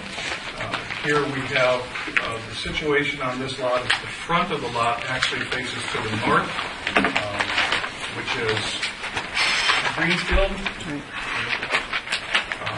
The side yard, which is Arcadia, that runs north-south. Side yard is Cotton Court. Only requires a 10-foot side yard setback. The actual deck location is realized with 31 feet from the right-of-way line, so we don't have an issue with setback here. Just to clarify, Arcadian and Greenfield is the same thing at that point. So the Arcadian and Greenfield are the same. That's north. Cotton Court, a private road, is to the east. So Cotton Court is on the east side. They have ample setback there. What is called into question here is an interpretation and understanding of ordinance requirement that requires a 50-foot separation from any residential district. The property on the east side of Cotton is a residential lot. It is undeveloped, but that constitutes the boundary of that district. As proposed, they actually are separated 56 feet from that district boundary. However, it would be a good idea if they were to incorporate some more landscaping on the east side of the lot. There are some existing trees there to be compliant with the ordinance, and it's up to the Planning Commission's discretion. I would suggest more evergreen trees be planted there to ensure an ample buffer from that property. That property is not currently developed, but it certainly could be in the near future. So for your consideration, I would suggest approval of the submitted plans with the caveat that they're to increase the landscaping. That landscaping could come back to staff and not actually come back to the Planning Commission. In regards to their parking, they have 39 parking spaces. Their small building only requires 17. They're only losing 2 spaces, so they're not impacting really the function of their property. The function of the deck, it's limited to one door access that comes directly off the dining room. So you're not going to have people with intoxicating beverages wandering through the parking lot. They got to come back through the building. And the one thing I did ask Dwayne and Tima to consider is identifying for you the furnishings to be used on the deck, and specifically the umbrellas, to understand that they are going to be solid color and not advertising Coors Light or your beverage of choice. And I did take some pictures, but I'm not real sad. Yeah, they're here. I don't know how to get them to you, but I did take some examples of. We got them. Oh, you did get them? Yeah, we Yeah, did. your Thank wife you. is in them. Yeah. Yeah, it's very nice. Okay, sorry. I didn't realize you got those. Yeah. Okay. That would be something similar. That's not the exact thing, but that's somewhat of an example. That's actually a. So is there, you're recommending landscaping, is there, and I don't remember, a buffer area to even plant anything between the asphalt and cotton court? There is, and we do have bushes and stuff there now. Okay, so you already have landscaping there There's and could landscaping increase. there now. There's an area for it, I mean, so. it will grow. I mean, Right. there are some trees and stuff on that side now. Okay. But the trees that are planted are very young yet. They're Yeah. 3-inch They're diameter yeah. trunk, I mean, deciduous yeah. trees and such. Once they grow up, you'll never even see the building. So it's possible that they have some, were you at the site as yet? Yeah. Okay. Yeah. And there's, as Dan says, the trees are relatively mature. The material on here is identified as TA, which is Taxus. It's a U, Okay. which really are slow growing and they don't get very tall. I would suggest adding arborvitae, something that goes in at 6 feet and grows relatively fast and produces a real solid screen in that area immediately east of the deck. You could probably do it with 6 or 8 arborvitae. The lot that's to the east now, which you may not be aware of, I think is owned by DOT. It is. And directly south of there is industrial type, that's cotton disposal. Cotton disposal is south, a lot across the street that Yeah. the DOT actually owns. I mean, the reality is it is zoned residential, but when they redid Greenfield Arcadian, DOT received ownership of, the lot directly to the east. And I think the actual first residential lot is then a fair distance There is a away. residence east of that. East of The that next lot. lot east. Yeah, because I know we considered this landscaping issue at the time, and they're just, at the time that you developed, obviously, the property, we went through the landscaping requirements at that point in time. But I understand your instincts on it, but because of Cotton Court and the ownership there and the private road and the fact that the DOT owns it, I think we were, not as concerned about screening for that residential district that starts just east of Cotton Court. Then you can disregard my recommendations for landscape screening. Well, I don't know if we need to disregard, but I just wanted to at least share with you why there wasn't more there, with the recent development here. Mr. Bukos? If we ever had an emergency situation there too, Cotton Court becomes part of our staging area, access to his building. His driveway it runs right along the building, so his building isn't that far from the street. It'd be extremely difficult for us to maneuver into his parking lot, especially if there's patrons there. Cotton Court becomes our access to his building quite often, and to put more obstructions in the way would not be beneficial to us at all as the fire department. Okay. Am I the only one who smells smoke? No. I smell someone smoking. Is there someone smoking in here? Is the front door open and someone is smoking outside of there or something? Could a fire-related person just take a peek out there and make sure, since we have some fire-related people here? They're like, yeah, whatever. Stuart, save us. We never smell smoke in here, so. What the heck? Of course, Mr. Bansky, you're probably not smelling anything. You've got your cold going on. I smell apple pie. Oh, I see. Okay. Well. All right. Any other comments that you'd like to make for us this evening, Mr. Dupler? No, conditions of approval are just acquire the appropriate permits, which would be the building permit for the deck, and make sure that the fees are paid. Okay. So understand we're opening up a more outdoor service here, not only on the deck, but they've come to us a couple of times for Packer Party tailgate things. They would no longer be required to do that. They'd be allowed to have that on their property on a more unrestricted basis. Always handle themselves well. I'm not aware of any complaints of any kind. We don't do it that often. Right. Yeah. Well, but you do have the ability to do it, so but it's been very well handled. Any further questions? Otherwise, we'd entertain a motion. I got one question for Roger. Sure. Are they required to have any wheelchair access on that deck at all? I just want to look on it. if they have wheelchair access to the interior, then they have access to the deck. Do they need separate access to the deck? No. If they can get inside, they can get out on the deck. Does that mean that the width of that door is wheelchair accessible? That goes up the stairs there? Is that wide enough Should be, legally? and that's the building inspector will make sure that. Yes. That's the one he's talking about the front door.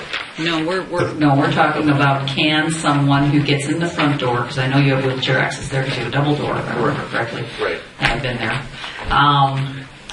Can somebody in a wheelchair then go through your side door that right now leads to the stairs and go out to the deck?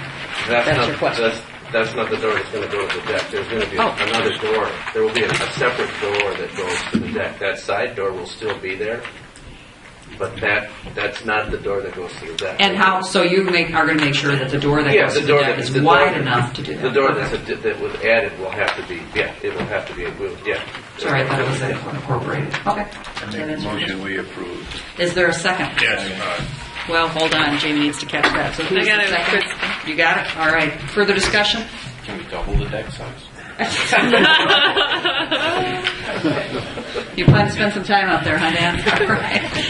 Any further discussion? All those in favor signify by saying aye. Aye. Opposed? All right. Thank you. Thank you very much. You're welcome. All right, next on the agenda is the amended landscape plan for owner Midwest Plumbing. Applicant Mark Merkel and Rich Price. Location is West 246, South 3150, Industrial Lane, tax PWAK 1297-970-001. This has been a long-standing issue related to our ordinances. The individual has done his best to comply, and I think we'll finally get maybe this settled. So, Mr. Roger. Okay, well, tell us a little bit about what's all taken care of. The property has had issues since the spring of 2011. It's been determined not to be in compliance with the zoning in that the survey, the foundation certification, identified that the side yard setback was 9.99 feet. I contacted the surveyor directly. He explained to me that it's automatic rounding error of the computer. He modified it, resubmitted it. We have documentation now that it's 10 feet, the appropriate setback. That's in the file. That can be considered resolved. The other item here is in regards to landscape qualifications for the point system. Midwest Plumbing has satisfied all the point system requirements and exceeded them in many cases. The one real issue here is that by the letter of the landscape code as it currently exists, it requires a 10-foot green space buffer around the periphery of parking lots. Mr. Price, in agreeing to the development plan, realized afterwards he actually needed a little more space for storage of equipment in their fenced-in yard. Did not install the 10-foot of green space that separates his parking lot from the neighbor's industrial parking lot, and therefore was determined not to be in conformance and the occupancy permit withheld. With your recent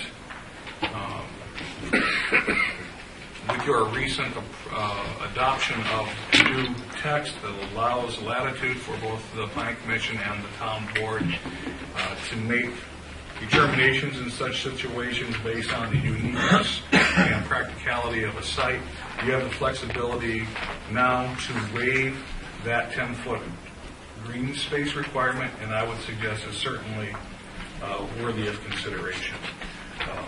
It just does not seem to be too very congruent to require green space separating two industrial parking lots in the middle of an industrial district.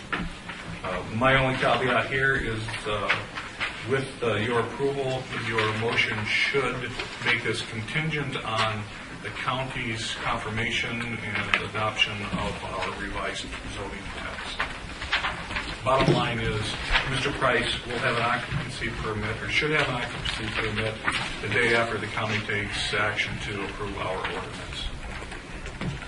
Okay. Discussion, questions, action. And make a motion we approve. A contingent on the Waukesha County approval of the new text. Okay. Is there a second? I second that. Okay. Further discussion? All those in favor signify by saying aye. Aye. Opposed? Yeah. Congratulations. You're welcome. All right, discussion with number 7, discussion with Town Board and Plan Commission, possible action by Plan Commission. Consider amending the town zoning code by enacting the following ordinance creating 13-2-8 sub I, keeping of female chickens, and amending the following. I'm not even going to read them all because we've gone through them a number of times. So, Mr. Dupler. We last left off our conversation in regards to the chickens with the discussion about the actual number of chickens allowed per lot per acre. What I provided for you for the very much appreciated insight of Mr. Janelli that we need a chicken chart. We now have a chicken chart. I thought that was Mr. Fisher's idea. No, it was Mr. Janelli's idea. Oh, why did I amend that? Or chicken dogs. Okay. Now, Mr. Janelli. it might be a bit confusing that I have a typo on here where the top chart is identified as proposed ordinance and the bottom chart is identified as proposed ordinance. The top one is actually the existing ordinance that illustrates for you that no one is allowed to have chickens until they have at least 3 acres, and they're allowed 20 units on a 3-acre lot. You're not allowed any more until you get a full acre in addition. So you get 40 chickens once you have 4 acres, and it progresses onward from there. The proposed ordinance chart below that identifies for you, first of all, A1 is not affected by anything we're doing in regards to changing the zoning text, but all of the residential districts here are identified in that once you have 1 acre, you're allowed 20 chickens. You are allowed 20 chickens until you reach 3 acres. Once you reach 3 acres, you are entitled to more chickens based on the percent of the acreage or part of the acreage at a ratio of 20 per acre. Once you reach 4 acres, you get 40 chickens. The text to support that is what I have distributed for you all this evening. With the language that was put in the format by Mr. Delamore's office that was distributed in your standard ordinance format, I would suggest making changes, as we discussed last time, dropping item number 2, which is permits and fees, but then item number 3, which would become item number 2, identifies that you can have 20 chickens. Once you have, or you can have chickens on greater than 1 acre. And then number 3, a maximum of 20 adult chickens may be kept on residential lots greater than 1 acre.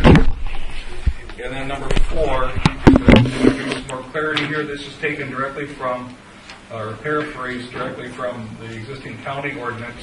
There shall be no more than 20 chickens for the first 3 acres. There may be 20 additional chickens for each acre portion thereof. I have a question. Okay. What if I come in and submit a plan with an attached chicken? Attached to the home? Yeah. Do we have any kind of a code? Sure. That's health. Do we have a separate permit for the attached chicken coop? Well, if it's attached, now that's a health department issue. Okay, I No, just wanted to that's a clarify. building issue. Building inspection. You have to get a pug for it. You'd have to get a building permit to For the put house addition and the on. coop, or is it If it's considered attached, attached? it'd have to be a building permit, but the concept of cohabitation with chickens, I think that might be a health issue. Do you have the current ordinance there? Because we went through this the last time, and when you read the current ordinance, it can be read 2 ways. 20 for all of the animals there.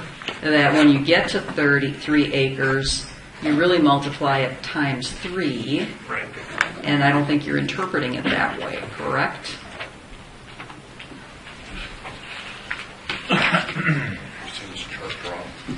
saying the chart's wrong. We have a designated chicken inspector. Well, I can tell you that this has been an issue, and it will be helpful to have the chart, because then, the office can just hand over the chart. But You all get your little badge, a chicken badge. we're there's a constable in here. Can you read Since my that? neighbor brought it up, can I recuse myself from this conversation? Just like Dan did? Sign a petition of any kind?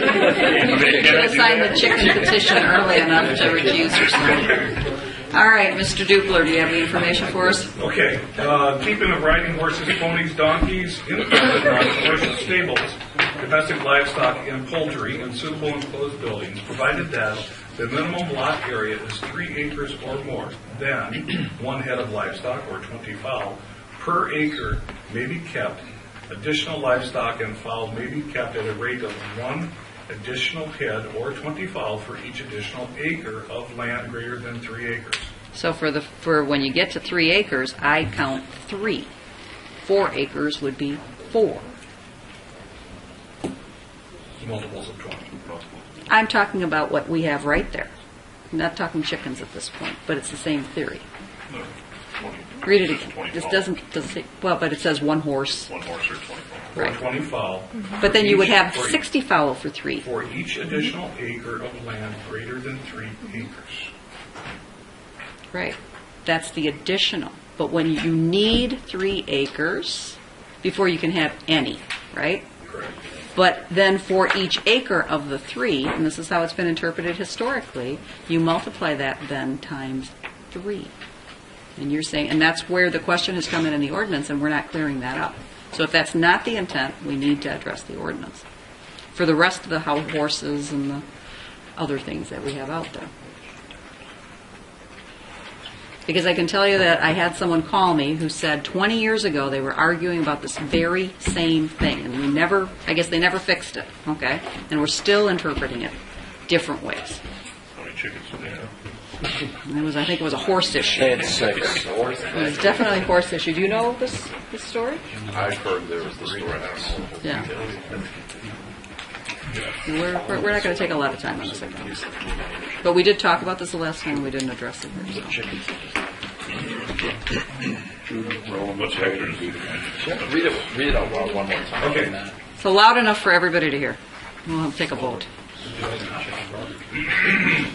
Keeping of riding horses, ponies, donkeys in private, non-commercial stables, domestic livestock, and poultry in suitable enclosed buildings, provided that the minimum lot area is 3 acres or more, so you've got to have 3 acres in order to have any chickens. Then 1 head of such livestock or 20 fowl, so you get 20 fowl for 3 acres. No, it doesn't say. It doesn't say that. Read. What does it say? It says, provided that a minimum lot area of 3 acres or more, then 1 head of such livestock and or 20 fowl per acre may be kept. Per acre may be kept. So for 3 acres, you could have 60 chickens. That's what I think that says, which means this chart is not correct. Correct. That is correct. I thought we were having trouble interpreting the other sentence, which was for each additional acre. No, that's the easy part. I can add 1 plus 1 and, you know. So let's decide on what the interpretation is, because then the chart has to be corrected. So I believe what you said is correct and the chart's wrong. I think that's how it should be interpreted. I think that's how it's always been interpreted. And I think that's how it should continue to be interpreted. Well, I mean, I look at it for horses. Is it reasonable, because we're talking about how we're going to interpret this now, and we're using it here, so this is how it's going to be. So on 3 acres, you could then have 3 horses. Is that a reasonable amount of horses on 3 acres? Yes. Yes. So I think that's the intent. We're a rural community. We should try to look like it. So can we redo the chart for next time? We're going to see it one more time? Can we just say the chart's going to be right? Sure. Approve it We can do that too. It's up to... I can give you the correct answers right now. Okay, In the go ahead. column of the existing ordinance, 3 acres would identify 60 chickens. Okay. You would still be entitled to 60 chickens until you reach 4 acres, and then it becomes 80 chickens. Yep.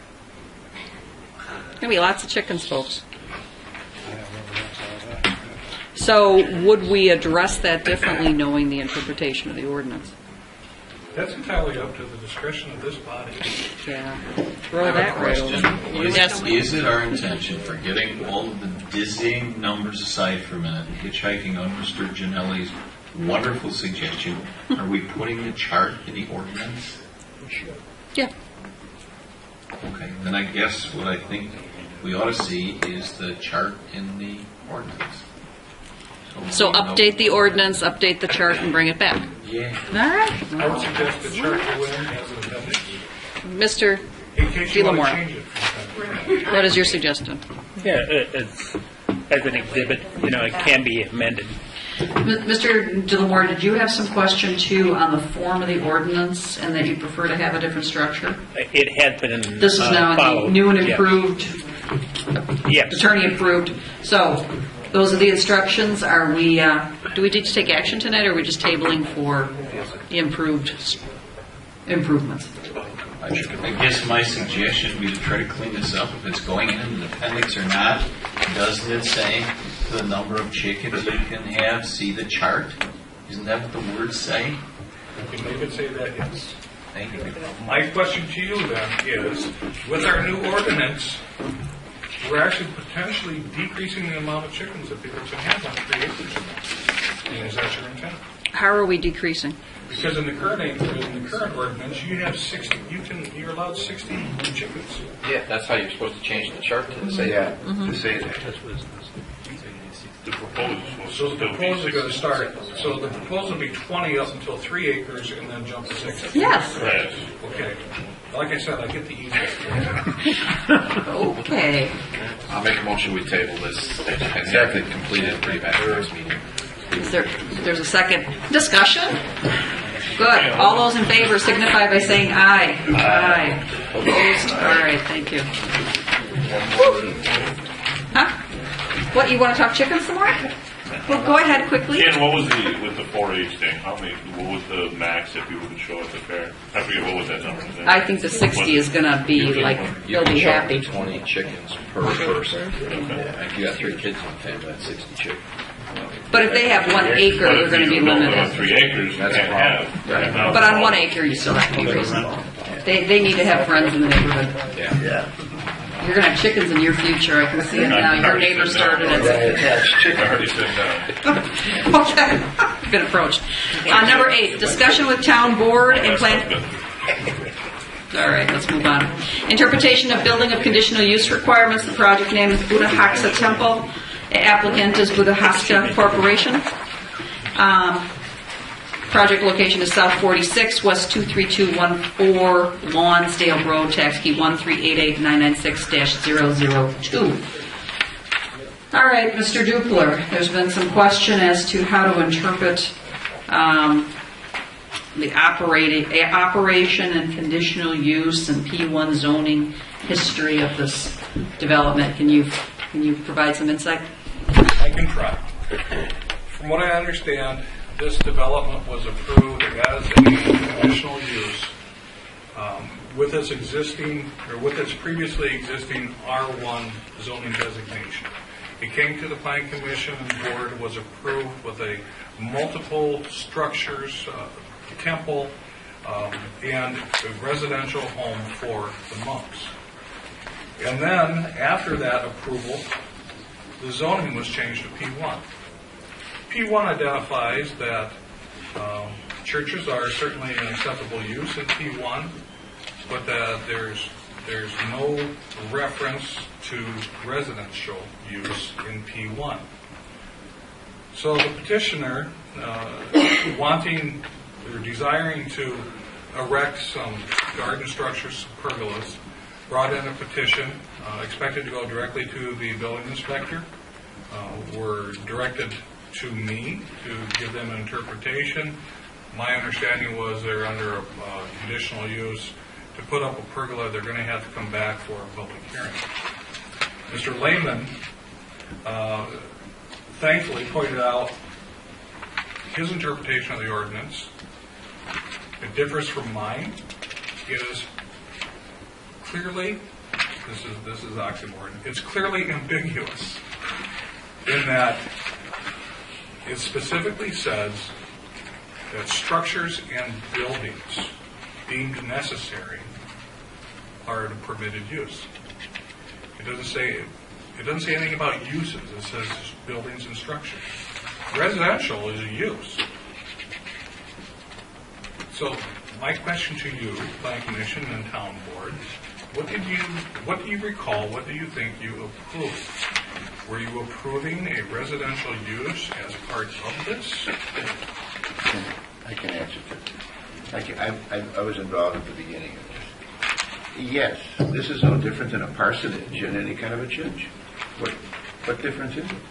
It's just that whatever zoning it is. Yes, there was always, the monks lived in a house there before this thing was built. Right. Okay. So I don't see, absolutely. Well, and I think that makes it a requirement to stay under a conditional use because of the living arrangements there. Is that correct?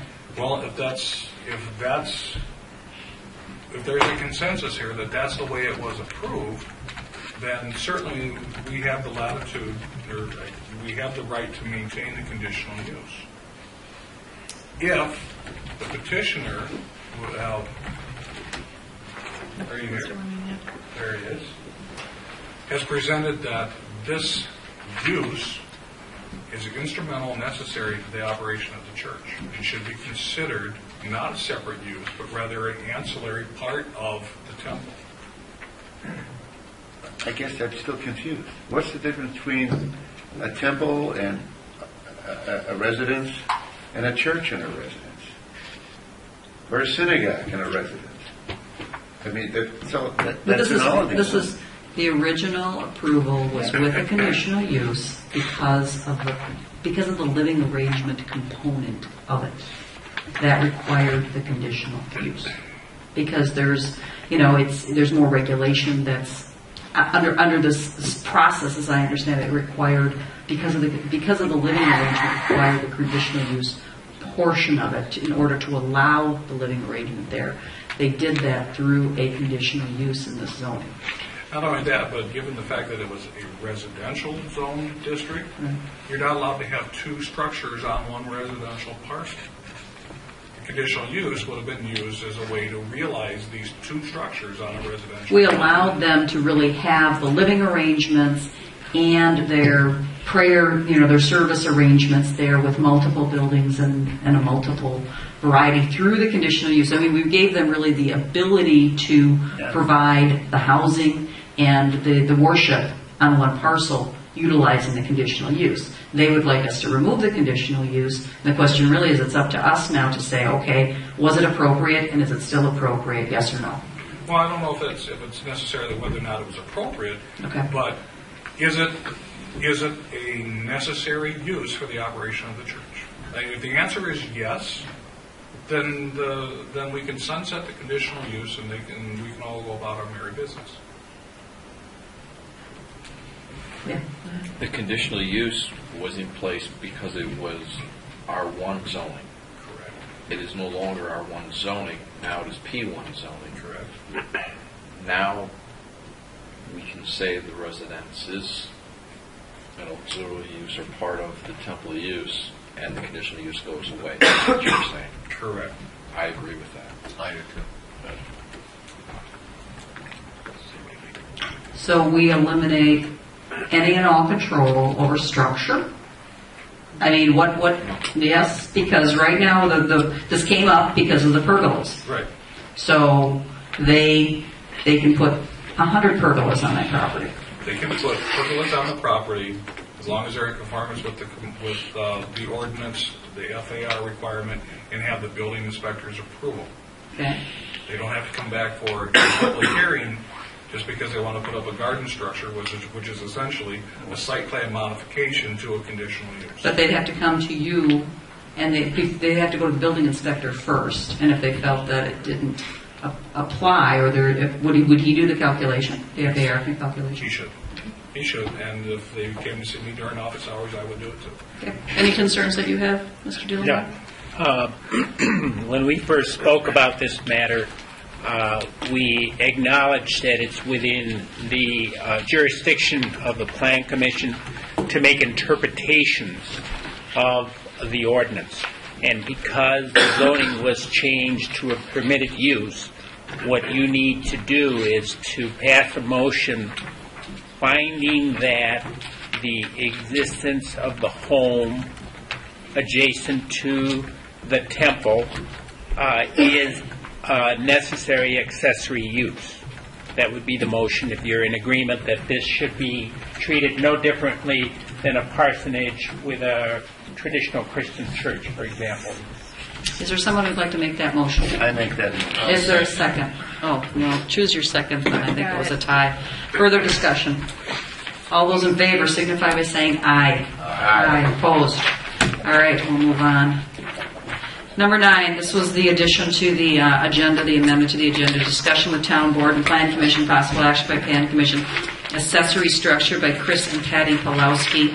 Applicant is the same, South 46 West 22822 Lawnsdale Road, tax key WAKT 1391-994. Roger, you want to run through this quickly with us? Absolutely. Pawlowski's actually came to the town sharing with us information that they had an accessory structure that was not properly permitted and it had been identified that it was too close to the property line. They are willing to, making plans to relocate this shed so as to be compliant with the ordinance. They have to move it about 2 feet in order to be compliant with the ordinance, and they're willing to do that. They are here before, and we would love to approve it at the staff level. They are here before the Plan Commission this evening because this is the second accessory structure. They already have a garage, a detached garage on site. Well, which is their primary garage. So you're making it sound like they've got another accessory structure. They're truly there. They have their house. They have a detached garage, and they have this shed that's how big? 160 square feet.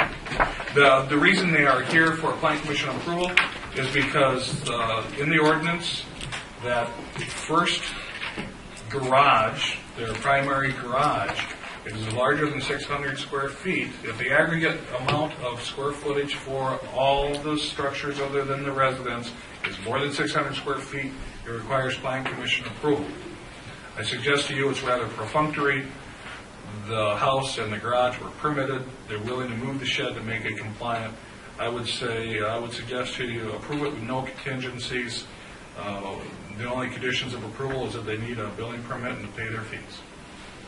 Yeah, it's a really poorly written ordinance because someone with their primary garage that happens to be detached is considered an accessory building.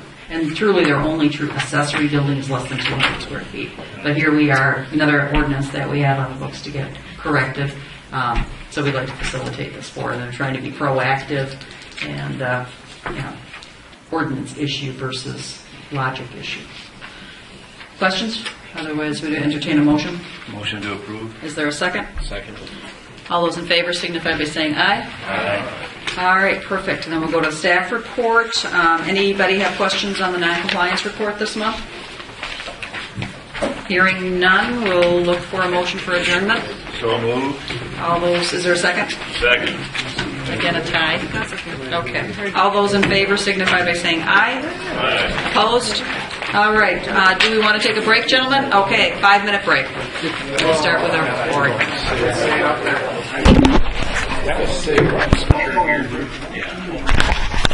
Everybody take their seats, please.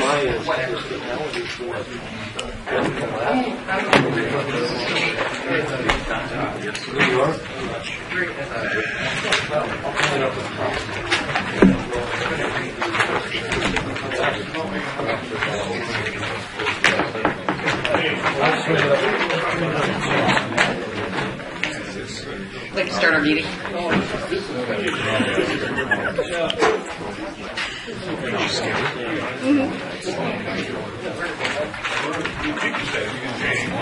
All right.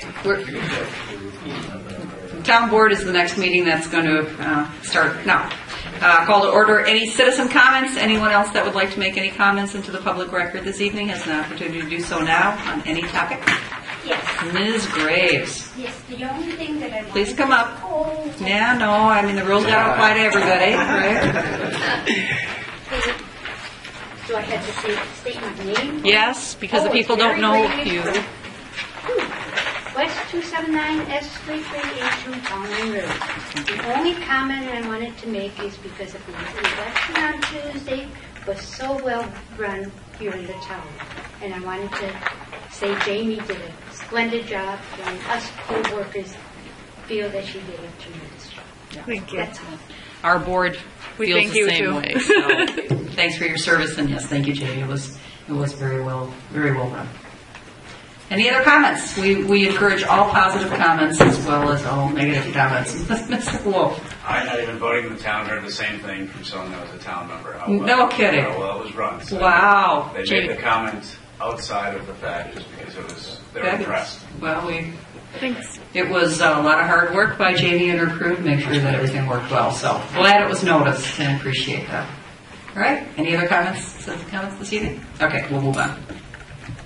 No minutes this evening. We'll quickly run through the ones that we have. We've tabled the conditional use for Fred the Lathers, so there's no action to be taken there.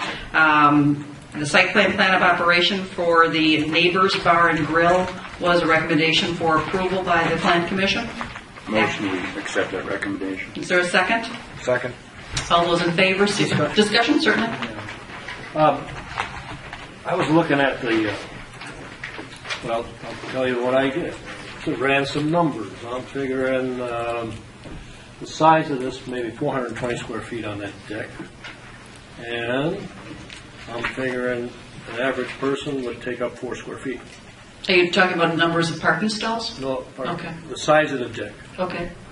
I'm figuring 105 people. Suppose he puts out free beer, that deck is going to be full. Okay. Okay. So you got 105 people standing there, each have 4 square feet, and 150 pounds average. I don't know. Anyway, with the weight of the composite deck, we're coming up to about 8 ton, 16,000 pounds. Okay. I asked Mr. Fisher, he's got some engineering experience in that area for a load calculation, wondering if indeed it could have been an oversight. And the only reason I'm bringing this up, I'm all for the deck, it's just a safety issue. I can recall very vividly where there were some fatalities in Chicago, it wasn't that long ago, from a deck collapsing. If it was Chicago or New York, I'm not sure. But that's my concern. Is this enough beef under that deck to make it work for an exuberant amount of people? And does the building inspector make those determinations before issuing the permit? I would like to think he does. I would assure you the planner and the engineer don't. Okay. Unfortunately, we can't contribute to this, not having experience. Being a commercial business, though, wouldn't it be state approved also? Yes. The only comments that I would offer, and maybe Planner Dupler can Yes, sir. pass this along, a couple of things. And I mean, Mike's concerns are well founded. That is commercial rather than residential. There will be code prescribed requirements for the amount of live load that has to be placed on there.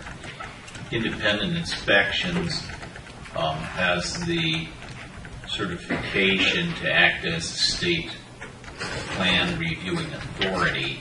So that responsibility will lie at their feet. It will not, I don't believe it will be sent to the state. So maybe simply if you would convey to them the concern about that it's checked out appropriately for load carrying capacity. I mean, we've got a drawing that doesn't have a lot of detail to it, but part of it suggests that it's attached to the building, as well as having some independent isolated piers and columns. So I think Mike's point is well taken. If I could just hitchhike on a little bit, and I didn't see this before Dwayne left or went up. The other thing and ask if you would look, and really needs clarification, if you look at the floor plan or the building plan, it shows the east-west dimension on that at 24 foot 7 inches, and on the site plan it shows 19 foot 11 inches. There's discrepancy or a bit of lack of clarity between those. I think for the interest of everybody involved, that should be called to someone's attention and resolved as they move forward.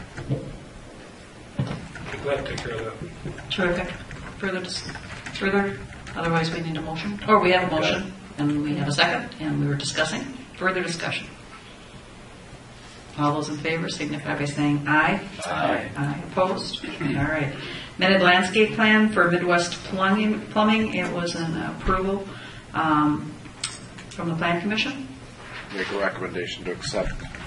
Is there a second? Second. Discussion? All those in favor signify by saying aye. Aye. Opposed? We've tabled the chicken ordinance for further updates. Buddha Haksa Temple was approval, a recommendation for the removal of, well, I should amend for the motion as defined by Attorney De La Mora. Make a motion that we accept Mr. Flanagan's recommendation motion. Yes, crafted by Mr. De La Mora. Is there a second? Second. Discussion. Probably won't happen, but suppose for some reason the temple and the residents were separated, wanted to separate, would that affect us? And if so, it's a miles out possibility, but if something like that would come before us or come before somebody else, are we shooting ourselves in the foot right now based on something like that possibly happening? They'd have to change the zoning, wouldn't they, if they weren't going to use it for that zoning anymore? They could not use it strictly for residential purposes without having a religious use for the temple building. It could be another denomination. So it's nothing for the future that they'd have to revisit? Given the federal laws that protect the rights of religious groups, at this point, I think you're doing the prudent thing. Further discussion? All those in favor signify by saying aye. Aye. Opposed? And the accessory structure for Chris and Patty Pulowski, which was a approval affirmative by the Planning Commission. Make a motion to accept that. All discussion? All those in favor signify by saying aye. Aye. All right. I am going to suggest Mr. Buchholz, would you mind waiting a bit while we get some of the other folks out of the room? You're going to be here anyway, right? Okay. Class B, I don't think we need to do. What I'm thinking is Mr. Bellman, who's waited patiently, and Mr. Wolf, who's waited patiently. Perhaps we could, what's the proper term? Suspend the rules. Suspend the rules. So I'm asking for a motion to suspend the rules to adjust the order of the remaining agenda. Is there a second? Yes. All those in favor signify by saying aye. Aye. All right, let's go to Mr. Bellman's request. That should be fairly quick here. Mr. Bellman, come on up. All right, Mr. Dupler. Mr. Bellman is here this evening to ask for your consideration for approval of a Rolling Oaks Phase 2 subdivision entrance sign. The subdivision was approved as an R2 residential district. On the site plan, it identified the locations of these signs. They're well removed from utilities or other infrastructure. They conform to ordinance requirements in regards to size and height and such. They're quality material. They will be lighted, and they have landscape amelioration around them that I find attractive. I would recommend to you. Make a motion to approve. Is there a second? Just a second. Discussion. Certainly. Who will be responsible to maintain this? It'll be part of the homeowners association. Okay. Yep. So there'll be some landscape around it that'll be covered under the homeowners association dues for our section. So and these are not temporary signs; these are permanent monument signs. Further discussion? All those in favor signify by saying aye. Aye. Opposed? Thank you. Thank you for your patience. All right. Any objection to moving to 7B, the snowplow contract for the 2012-2013? Yeah, I guess I'd like to speak to and understand. We want to accommodate Mr. Wolf here, but again, I'm not sure what sense we can make out of 7B if we haven't discussed 7A, so that would be my concern. Well, we'd already determined by the contract last time that salt storage primarily would be allowed and be provided at Wolf. And that if we could find storage facilities locally, that would supplement us, but I'm not sure one precludes the other. Well, I guess we had that discussion, but I don't know that we went beyond the discussion. Okay, then we'll go to 7A, consideration and possible, unless there's an objection, I guess we'll go to storage first. Okay. Consideration and possible action to approve contracts for salt storage related to snow plowing and removal and ice control. Who'd like to take it away?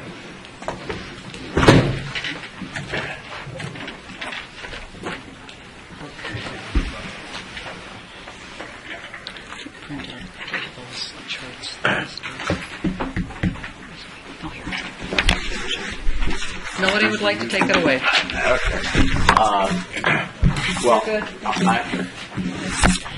hold on. Do you need the gentleman? I don't necessarily. I've got all their emails. Okay. There is a question on salt storage. I guess you made some comments, but if you're okay with... If you can hang out, because you know about that site plan. You know stuff. You know stuff. All right, I can check with... I guess I'll turn this on so everybody can... I checked with Maureen McBroom, Chris Gianelli, Alan Barrows, and Roger Dugal about storing salt supply here on town property. I can report to you that I have no reasonable or unreasonable objections from anybody, with the exception we would have to amend our site plan, stormwater plan, and we could store salt for our supply for our trucks here, right in our current yard as it exists. DNR, I mean, I don't have an approval, but she states clearly all we have to do is to amend that site plan. She had some concern over whether or not we'd be trucking salt through any waterways we have none around us. There's, I don't know how else to put this, and you can do it right here. The issue would be, how much can we do right here? And is that the way the town board wants to go, store it here, store it off-site somewhere else? This is not the salt that would be the primary source for our contractor. This would be the primary source for our town route and a potential reload source should the contractor need to have on the second time through or need to reload his truck. And we've also talked to the contractor. We were storing limited quantities and saw that we were going to have an event that was going to require a reload, that he could truck in a quad which would replenish that material from our supply that he'd have out at his facility. So that's my report.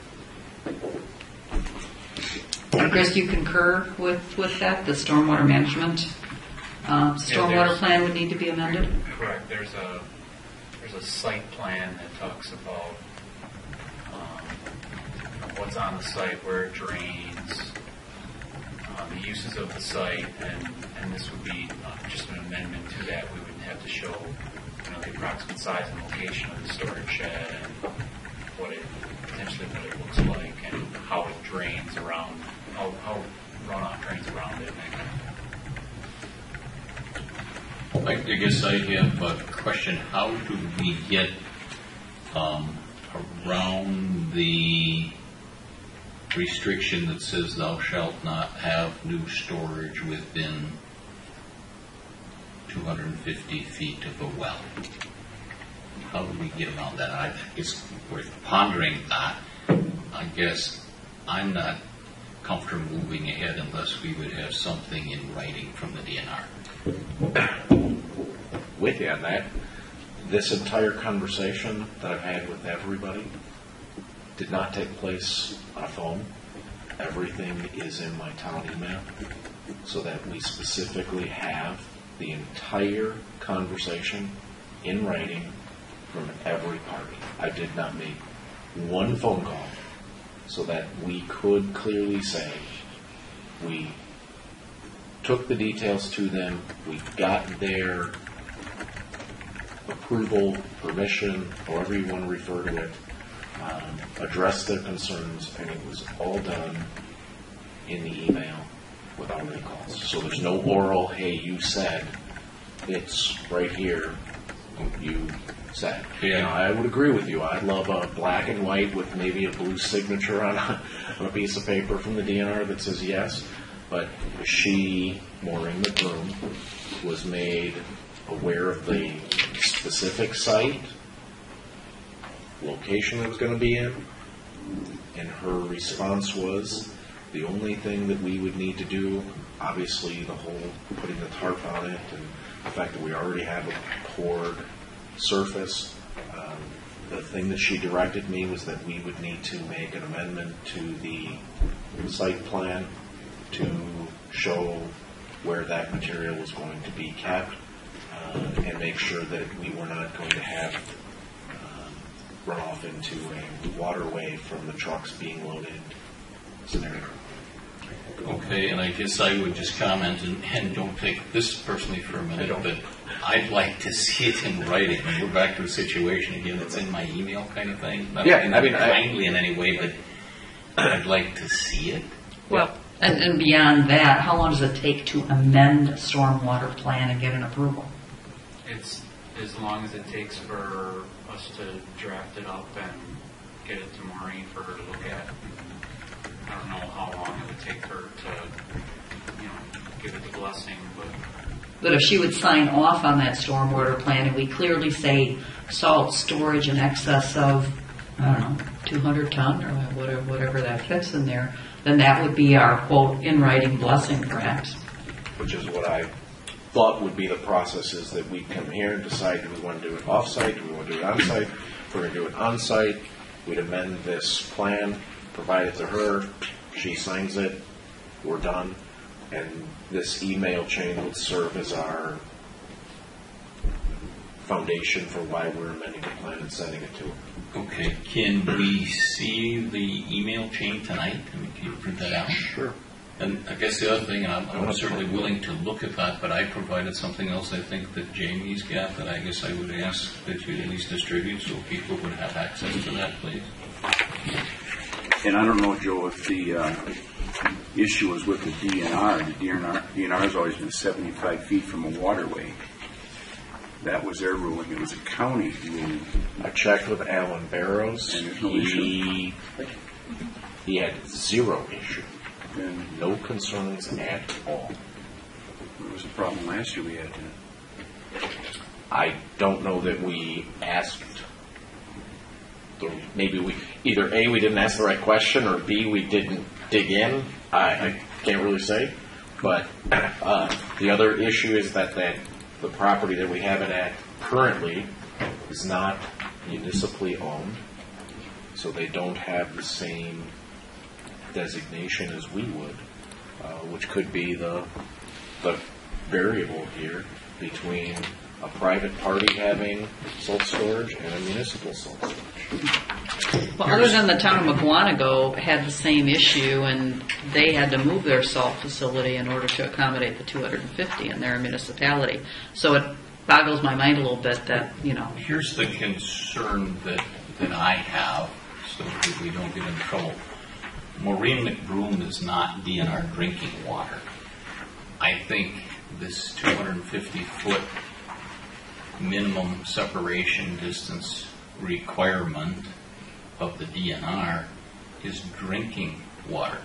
She's stormwater drainage and stormwater management. She's not drinking But you asked water. her about the well, didn't you, the 250-foot requirement?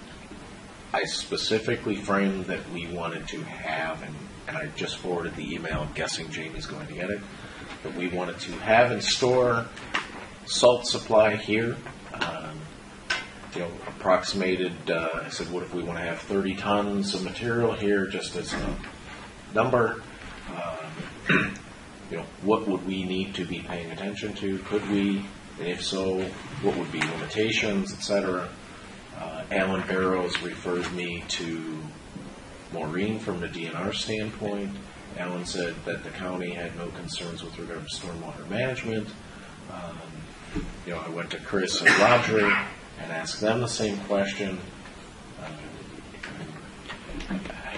My comment. Happy to ask more people. My comment, and I mean this disrespectfully. You're not. You're fine, Brian. I mean, we have to ask the right people. To Mr. Ginelli, don't take it the wrong way, but he's not DNR drinking water. Roger Dupler is light years away from DNR drinking water.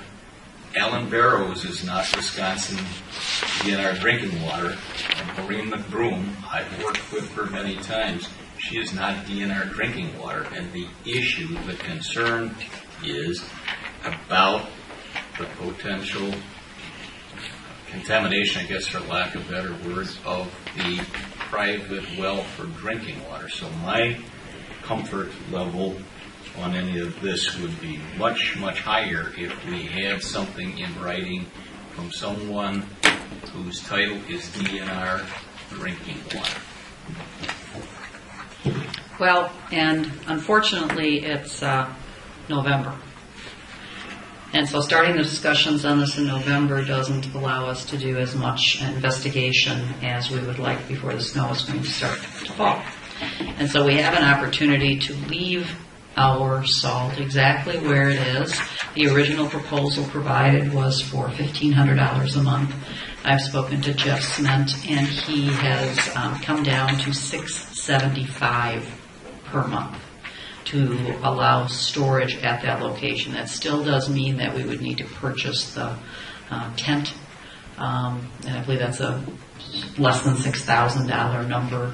I believe the blocks that are there are yours, Everett. I would imagine you'd allow us to use those perhaps for a little bit longer if we were to go that direction. Gino had purchased some of those also. I don't know how many of them are his. Yeah, he said most of them were yours. At least that was my understanding. But the basic cost, let's call it $6,000 for the blocks and the tent, and $675 per month on an annual contract. That would be my suggestion.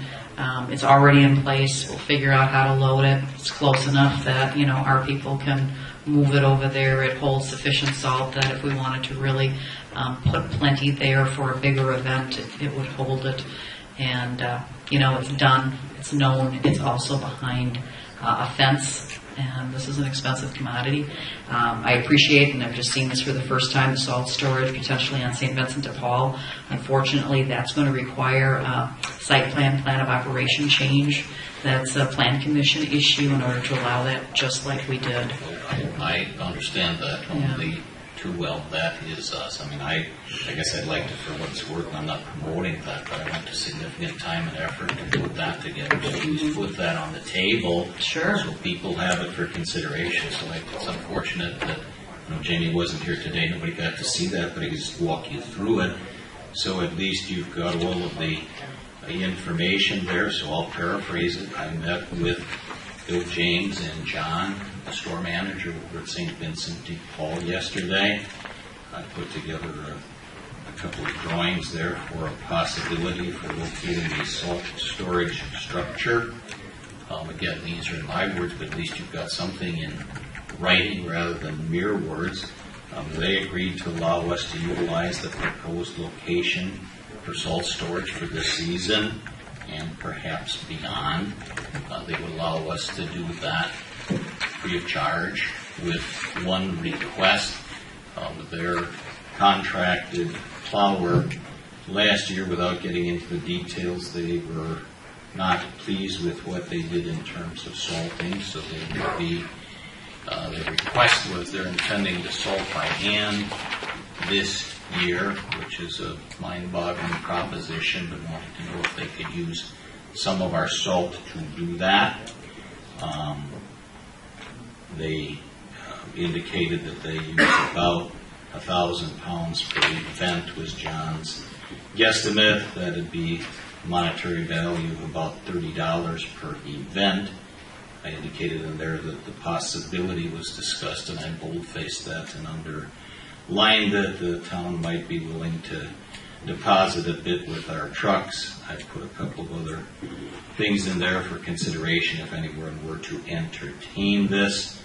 Size, available resource, and cost of the structure for salt storage, whether it would be open to the north or to the west, proximity of it to any well in the area, so we would get clearance on that.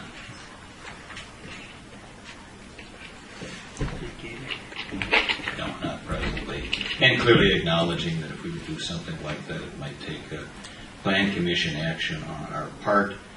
Mr. James is very interested in being good to the town because we've been good to him. So simply lay that out for your consideration. I'm fairly sure, and I don't know when I would have read this, but I'm fairly sure that our ordinances do not allow us to serve private facilities. That we can't provide those services, even though it makes a lot of sense. Yeah, that might be also consider this, Chairman Betsock. I mean, we do private roads and stuff, so then we better really rethink that. We shouldn't be doing private roads. I understand that, but we do, and you're well aware of that. So. No, that was still a question. We've been doing that, so that's something. Well, not on a regular basis. We have. Yes.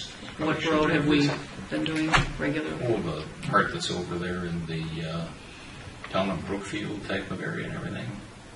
The part that they're proposing to acquire, sure. We went through that all with Jared and everything. We're doing private roads and stuff there. So well, and I think that was last year, but not previously. So, I mean, I don't think we want to expand on something that might have been done in error. I understand that, but we are doing private things, and I would agree with you. Maybe I have to look closely at that.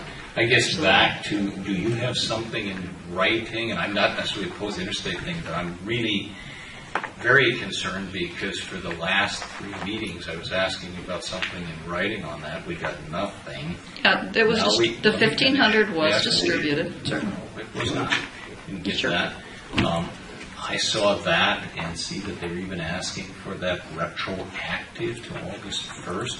Is that still in play or what? It's up to this board as to what they feel is reasonable. So if you knew that it was retroactive to August 1st, means you had to see the document. It was distributed several weeks ago. I saw it, Chairman Van Sant.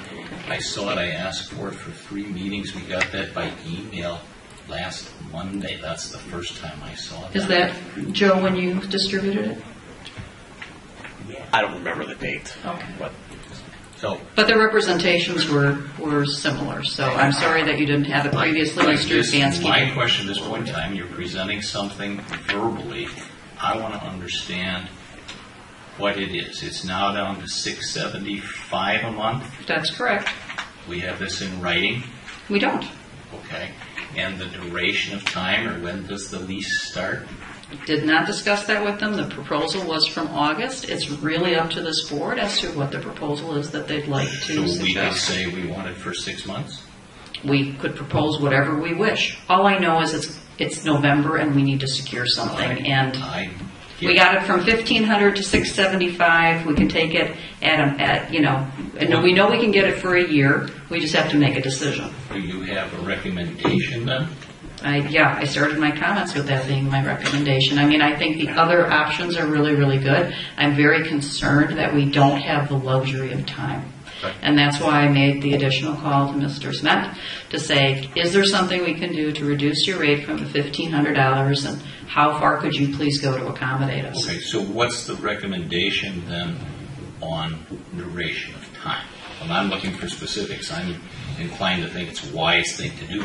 What's the recommendation on time? And then we have the price that we got is 10.2 to buy that structure? No, I would not recommend that we buy that for 10.2. I think the structure itself cost, you have the numbers. I don't believe $10,200 was what he listed for me. But did he not divvy up? Well, how much was the tent? How much was the blocks? Well, then he should have done that because I think you ask him, put what you paid for it. Well, we're not going to pay for the cement that, is staying at Jeff's place, right? That doesn't make any sense. The blocks themselves, I think part of those, are Everett's. He probably anticipated he would need to pay Everett for those, and so the money was included there. And then the tent, I think Everett, is that tent that you quoted for the 5,400 about the same size as what Gino has? No, it's Bigger or smaller? Bigger. Bigger. So we can say that that tent should be, what Gino has should be worth, to buy less than $6,000 if we can buy a bigger one, and it's similar? Yeah, I can, I got a quote for, let me see the size here.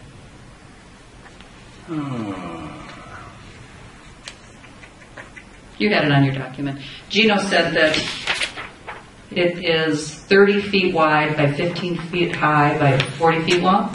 Gino's ends up with usable space 22 feet by 38 feet. Okay. And the one I had here, bottom, 30 by 15 by 40. Right, which should give us an additional 100 ton of storage. Mm-hmm.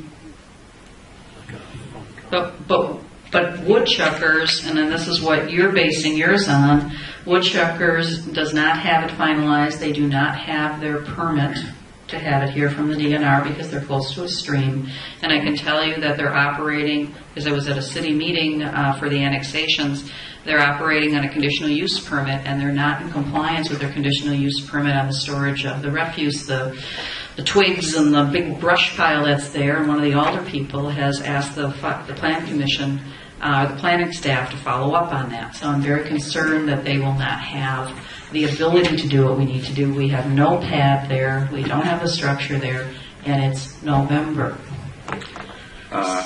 Marine was out to the woodchucker site and give approval for the pad. Yeah. But at this point, if Interstate is willing to go to $750 a month, and $675, and the salt is already on site,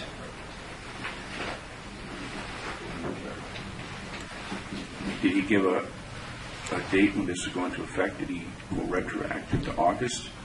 That was their request. I think we can make our decision as to what we want to go back with and give me some room to maneuver so that we can get something accomplished. I mean, all I know is I want something inked as soon as possible so that we have a place. I think that makes some sense. All I'm trying to get to is, it is November 8th. Everybody recognizes that. I mean, I'm willing to give you some latitude to it, but who's going to, I guess, trying to finish negotiate this thing? Are we trying to buy Gino's thing at the best price? Is that what we're trying to do? It would make the most sense. Lease at the best price? Is that where we're trying to go? I think that it solves everybody's problem. We have salt there. We like the location of it. We like the fact that it's, and tell me if I'm wrong, we like the fact that it's secured.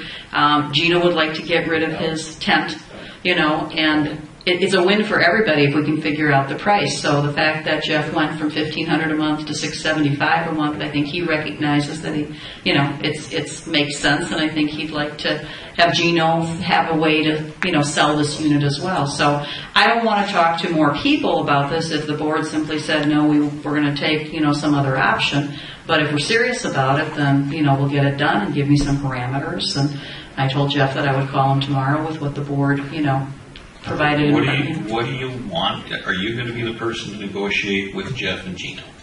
I could if the board appointed me. Okay, that would be fine with me. What do you want for parameters to try to get this thing done? How about this? In months? How about if I made a motion that said $675 a month for a 12-month lease, starting, we'll go retro all the way to November 1st, which takes us from November 1st of 2012 to November 1st of 2013. And that talks about just the lease parameters of the facility. And I don't necessarily know if we have the ability to, maybe we have the ability to talk about what we want to offer Gino for his equipment. I mean, the man told me $10,200 in the email. Does somebody want to throw out a number and say, Everett's got a $5,400 number, but then we've got some block is yours, some block is his. How much of that block is whose? Somebody want to? Well, Gino's you can purchase today for about $4,000, but he has a concrete pad. Well, the concrete pad that has no value because we can't take it anyway. No, but so if we're using it, let's assume that there's no concrete pad, that there's no monetary value for the concrete pad. What is the opinion based on Mr. Bansky's attempt to Well, I think form the is, first, what's the number? The first motion is to, I think we separate these things, and the first motion is to authorize Angie or whomever we would like to appoint to make an offer to ISC at $675 a month for 12 months with an option for renewal or an option to get out that's at least 60 days, so that if ISC doesn't want to renew the lease next year, we find out in like July and not November. So we're not at the same stage. And we go from November to November and we make that offer, and if whoever goes and makes that offer can't close that deal, or he doesn't want to sign up on that program, then we'll be back here next week, put it back on the agenda, we'll have to ebb and flow. That's a motion, I'll second it. Discussion.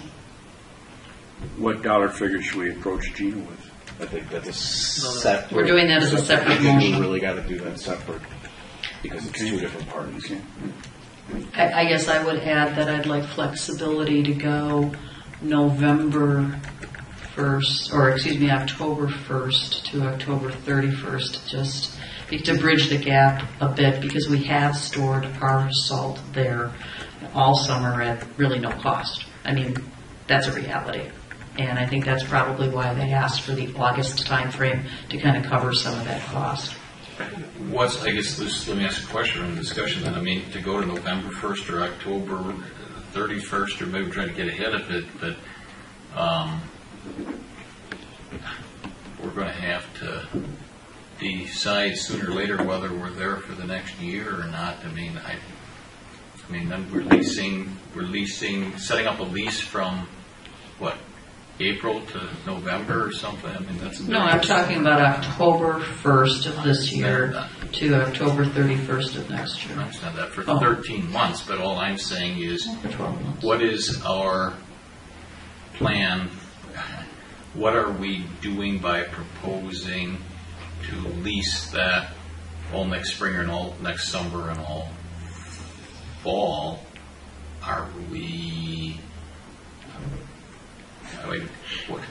Why not try to set the thing up to them and say we'll rent it from, if you want to make it October 1st or what or not, through June 30th or what or not, and then basically ask for a renewal option for another year or something, so at least we can figure out what we're doing next year. Well, and that's what I That'd said. make a whole lot more We sense. build in a automatic renewal with a 60-day cancellation, where either party has to give a 60-day notice of cancellation prior to renewal, so that we're not put in a bad spot, like you're saying. June, July, we're getting hey, we're either in again or we're out, and either party has the right to do that. But you're still paying for several months more than under Mr. Fisher's proposal. I guess I'm saying, why wouldn't we ask him to rent the thing through June 30th of next year with the provision to renew it for another year, or what or not, with 60-day notice or that type of thing? 6/30/13, June 30th, is that what you said? So are we talking about then, to back it up a bit, October 1st to June 30th? Would that be acceptable? With a 60-day, and we certainly, the 60-day provision, I think, has already been incorporated in the lease that we, kind of worked up in the event that we had something working here. I'll accept that. Is that a friendly amendment change? 10/1/12 to 6/30/13 with a 60-day notice by either party. That's $675 a month. Is that all correct? Yes. Further discussion? Yes. $675 a month times 12 is $8,100. Now, not only do they give us a good price for $675 a month, we want to knock off 3 or 4 months off of that. We do, and I'm not sure it's accomplishable, but... Well, that's where that latitude issue comes in. Perhaps. Okay. Perhaps. If we come up with another facility, we need time to get it out of there too in the spring. Why don't you allow me the opportunity to... Make your best deal. Make my best deal, and the goal would be to go 10/1 to 6/30, but no more than a year's lease, ending no later than October 31st of 2013. Well, that's 13 months. You want 10/1 then to 9/30. That Sure. Well, fine. Sure, I'll take that as a friendly. All right. Let's go. Jamie, you got it all? Sure. All those in favor signify by saying aye. Aye. Opposed? Well, good. All right, let's go on to the next thing. Okay, so Gino's salt tent thing. Right, I'd be willing to negotiate with Mr. Gino to try to get the best price possible on that. All kind of works together. I guess give me a parameter as to the most that you'd like me to spend, and I will spend as little as possible, and Gino will certainly understand that for the taxpayers. I'll strike the best deal possible. My suggestion would be is why don't you have him produces one thing, produce the invoice for the awning, and I would think that. You're going to give him 100%? 100% of it? Is that what you're saying? I figured a depreciated value, so you're... 80% would work for me of what he paid for the awning. Mm-hmm. We don't know how many blocks are there. What's the cost? Well, you took a picture, so can you estimate from your picture of Gino's salt storage how many blocks are there? $20 per block. Right, but how many blocks are there, do you think? Probably 90. Do you think there's 90 blocks there, really? So if you had 45, you would have 45. No, I probably had... Gosh, what are all these? 1, 2, 3, 4, 5, 6, 7, 8, 9, 10, 30. Yeah, you're right, because there's probably 30 on a side. Okay. So do we do something where we give you authority not to exceed $6,000? I mean,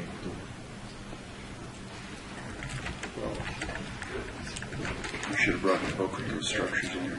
I think it's about $4,000 for that structure. I thought he said 6 last year, but I don't know that. But that's the number that's in my head, that it was $6,000 plus the pad, so that how he got to his 10. We'll figure it backwards. You know, if he said $10,000, is that right, Joe? 10,200 is what he. Okay, and so it'd be $2,000, let's say, for the blocks. That gets you down to $8,000. Did he pay $2,000 for the concrete pad? That's kind of where you're at. That's probably light. Let's say that's light. That's about $6,000. I would say he paid $5,000 to $6,000 for that structure. Seem reasonable? $2,000 for the blocks. Everett just indicated $20 a block, and 70 of the 90 are his, so there's 20 blocks for sale, or 20 times 20 is 100. Well, we're going to have to pay somebody for something, either Mr. German or, so if we just need to understand where the money's going to go. Are you selling it? No, I don't mind using. And we'll have to see what Gino wants to do.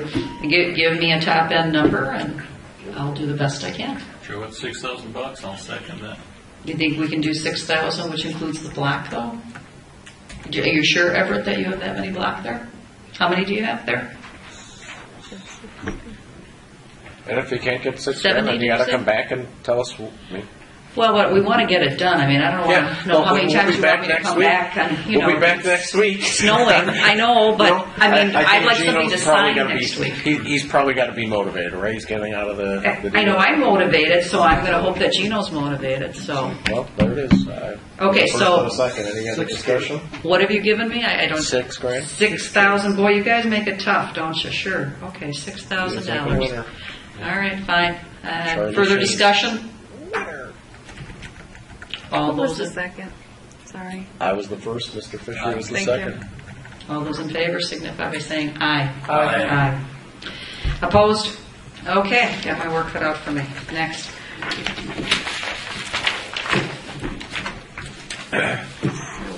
We have our snowplow contract next. Well, let's bring up Mr. Wolf then. I'm sure he's excited about finally making it up here. Winner, chicken dinner. Another winner. All right. So, I'm sorry? Nothing. You're talking to yourself. It's on the tape here. All right. All right. Snow contract that Joe Bansky and I, as I reported in an email today, had the opportunity to meet with, what is your brother's? It's your brother, right? Sean. With Sean and Devin yesterday. at their facility, and so we were able to see the facility itself, their corporate offices, the scale that happens to be directly behind their corporate offices, kind of in full view of their operation there, and have just a better understanding as to the location and the distance and the structure. So the document that I sent was a combination of the comments from this group at the last meeting and discussion with Sean and Devin. And I guess I don't know, Joe, if you'd like to add any comments on our discussion on this or any changes to the contract that we are proposing? No, the changes were basically what we talked about the previous meeting.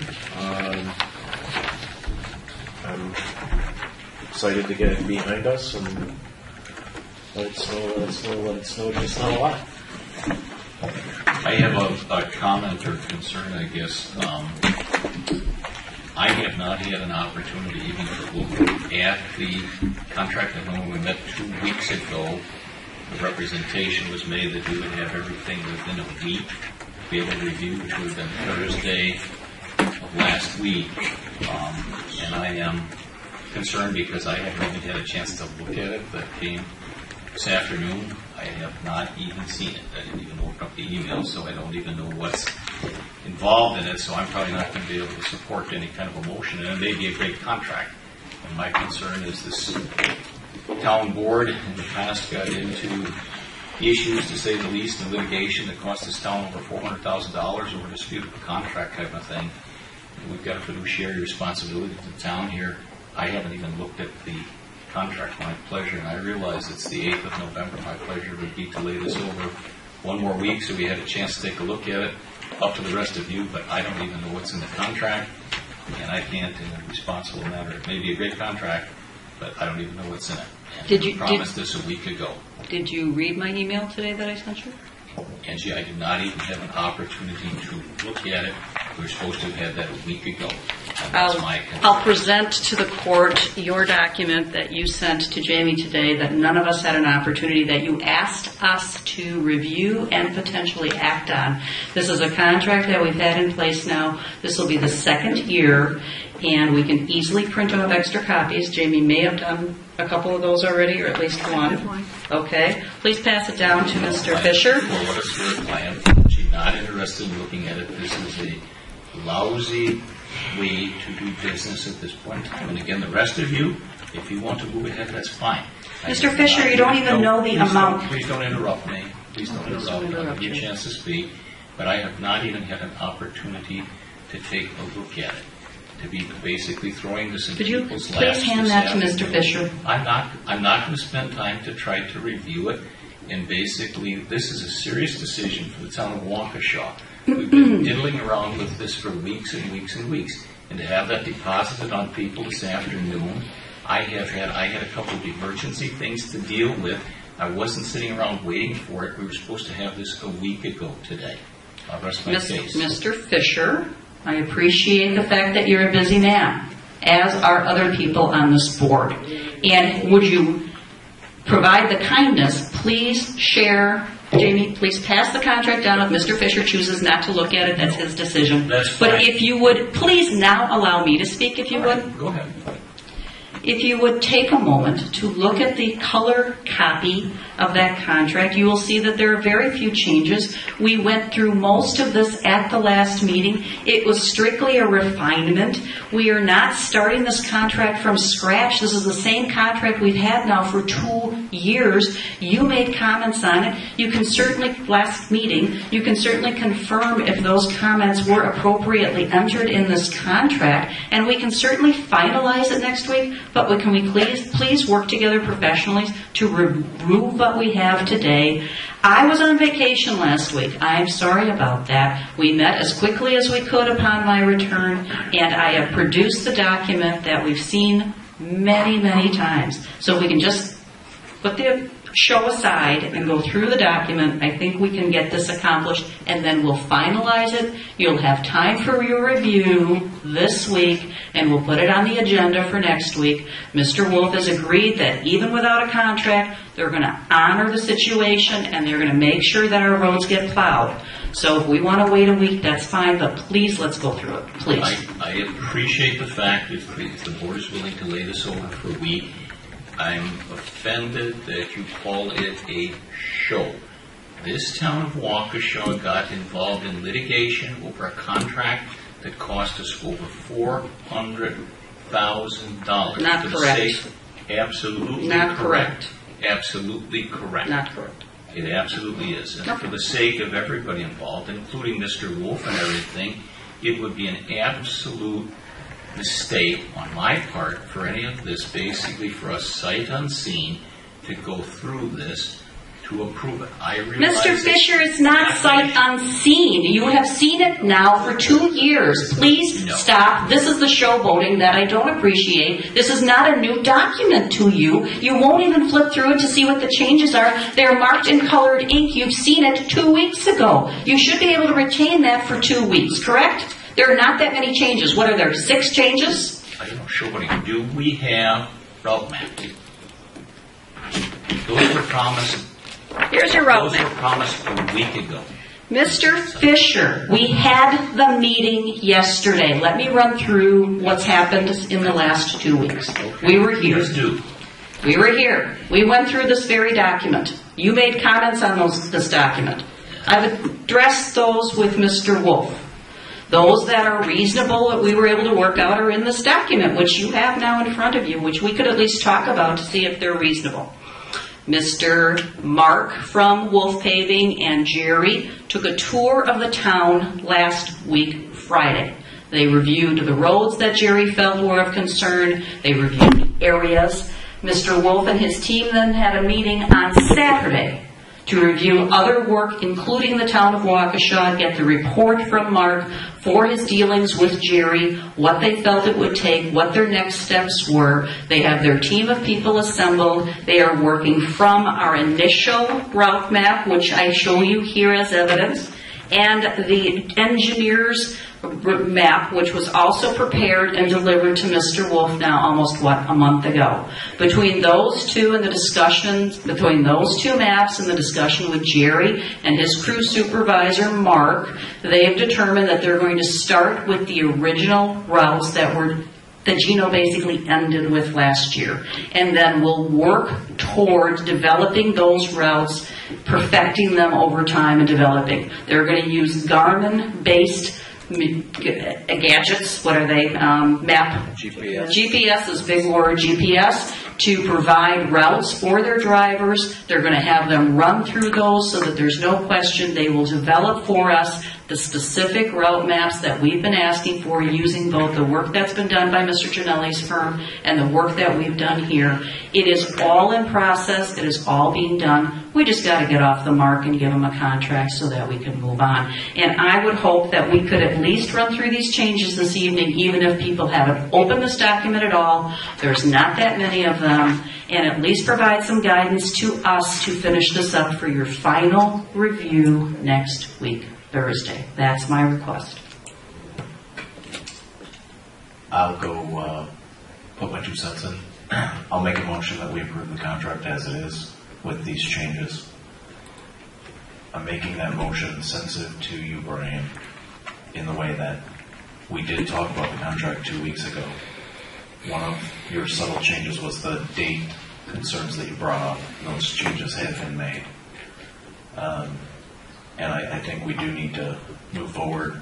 I trust that Attorney De La Mora has given us good guidance in working with the contractor and having the conversations. I think we're in great shape, and my motion would be to approve the contract with the changes as marked on the document at this point and move it for signature. Is there a second? Turn your mic on. Is there a second? I'll second that motion. I'd like to discuss.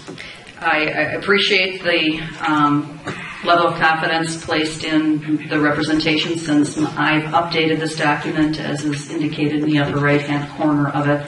I have sent it to everyone. I realize that not everybody might have had time. As part of this discussion, I'd like to run through the changes that have been made so that it's part of the public record and if anybody, so that everybody is aware of them, so that before they cast their vote, they'll understand the changes in the document from the time it was presented 2 weeks ago to what they're voting on today. Are we in agreement on that? Okay. So on the first page of the document, under term number 1, was originally October 26th. I changed that to November 1st. No other changes on that page. On page 2, we've updated because we originally had a supervisor being the lead person, and then the town chairperson is back up to the town DPW staff member and town chairperson, and then named those 2 individuals in this particular contract. So that's on page 2. Those are the only changes on page 2. Any questions so far? Then we go to page 3. There's some mark out there. That's what we discussed last go around, that we agreed that we would take out the complete list of individuals and all their personal information. That has been removed. That was already agreed to at our last meeting. On page 4, we've added Exhibit D. Exhibit D, if you would, Jamie, please pass this around, is the Wolf Paving timesheet. In discussions with Sean and Devin yesterday, they indicated that their timesheet that they have for their employees is fairly similar to the information on the snow plowing ticket, and we thought it would make sense if they didn't have to duplicate the information, and we got what we needed either through Exhibit C, which is our town snow plowing ticket that we require, or Exhibit D, which I just presented to you, or by the contractor's GPS monitoring system, as long as the information is there and we approve it, that all of those methods would be available to them. So that's the change there. No other changes from the last time we reviewed this on page 4 or page 5.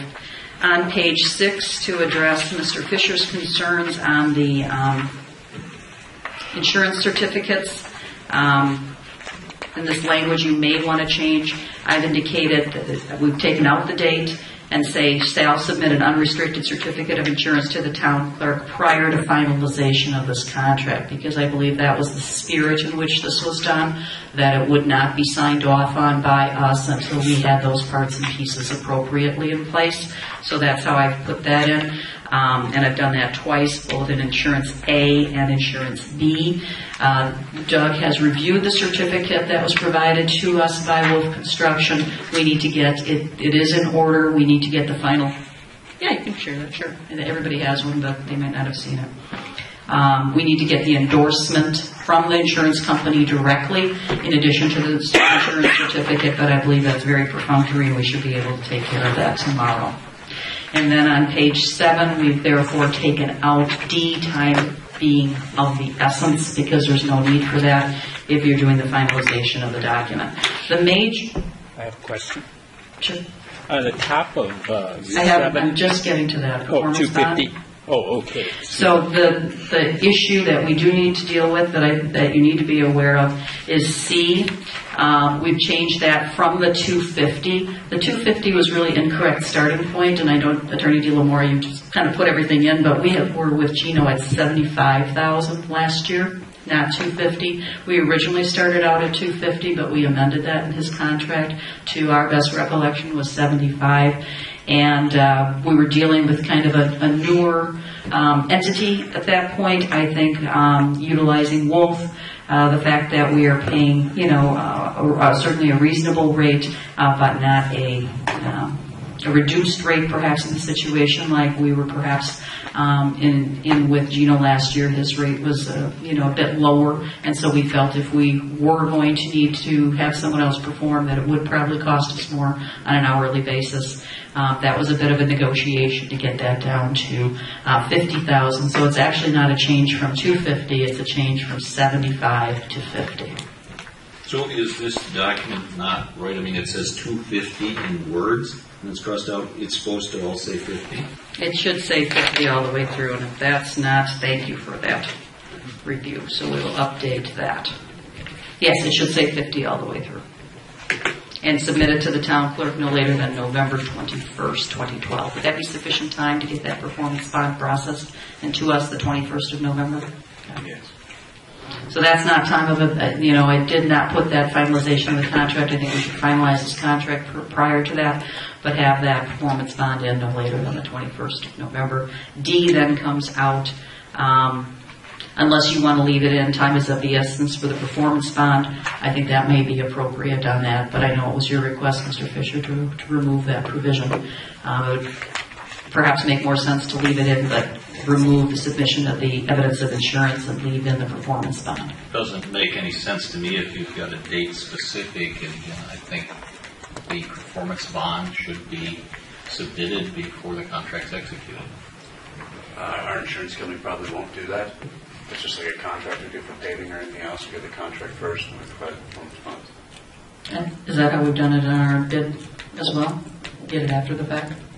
My experience, and I've done hundreds of those, if you have a copy of the draft agreement, your bonding company should be able to provide a bond. But at that time you're awarded a contract, so it's been accepted and awarded. And you have a draft copy of it. That's standard procedure. Well, A draft copy of what? The agreement. But not accepted. Not signed. awarded to us. That's standard procedure, yes, sir. It's already awarded to you at this, we did that. There's no document that he could show his insurance company. I suggest we leave this on the 21st. We leave the time is of the essence. Whatever Brian wants, it really doesn't matter. I mean, if you can get it in sooner, let's get it in sooner in the perfect world, but, If for some reason the insurance company can't, Brian can talk to him. Yeah, that's right. You'll have Brian negotiate it for you? Sure. Okay. You betcha. Okay. I can tell them which side of the bread's butter. I think we'll all be in good shape. All right. And then the last page, page 9, we've added in Devin as the contractor for notices. We do have specific information, obviously, for Mark's contact information, and he has, obviously, cell phone, and he's got a email, and he's got a smartphone, so I know he and Jerry will be in order. And then on page 10, I'd like to add all the signatures so everyone is signing this, not just Jamie and myself, so that would be a change that would be made. We go to Exhibit A. I've added the contractor's facility on Sawyer Road, and on page 12, which is page 2 of Exhibit A, in the middle in red, I removed the town shall not be obligated to pay for any trip charge unless the contractor provides authenticated weight ticket. It was pointed out in our discussion yesterday that there may be times that no salt is necessary, that they're simply going to run through. They certainly expect to be paid, even if they're not distributing salt. You don't want them to have to distribute salt unnecessarily just to get paid for their time on the road.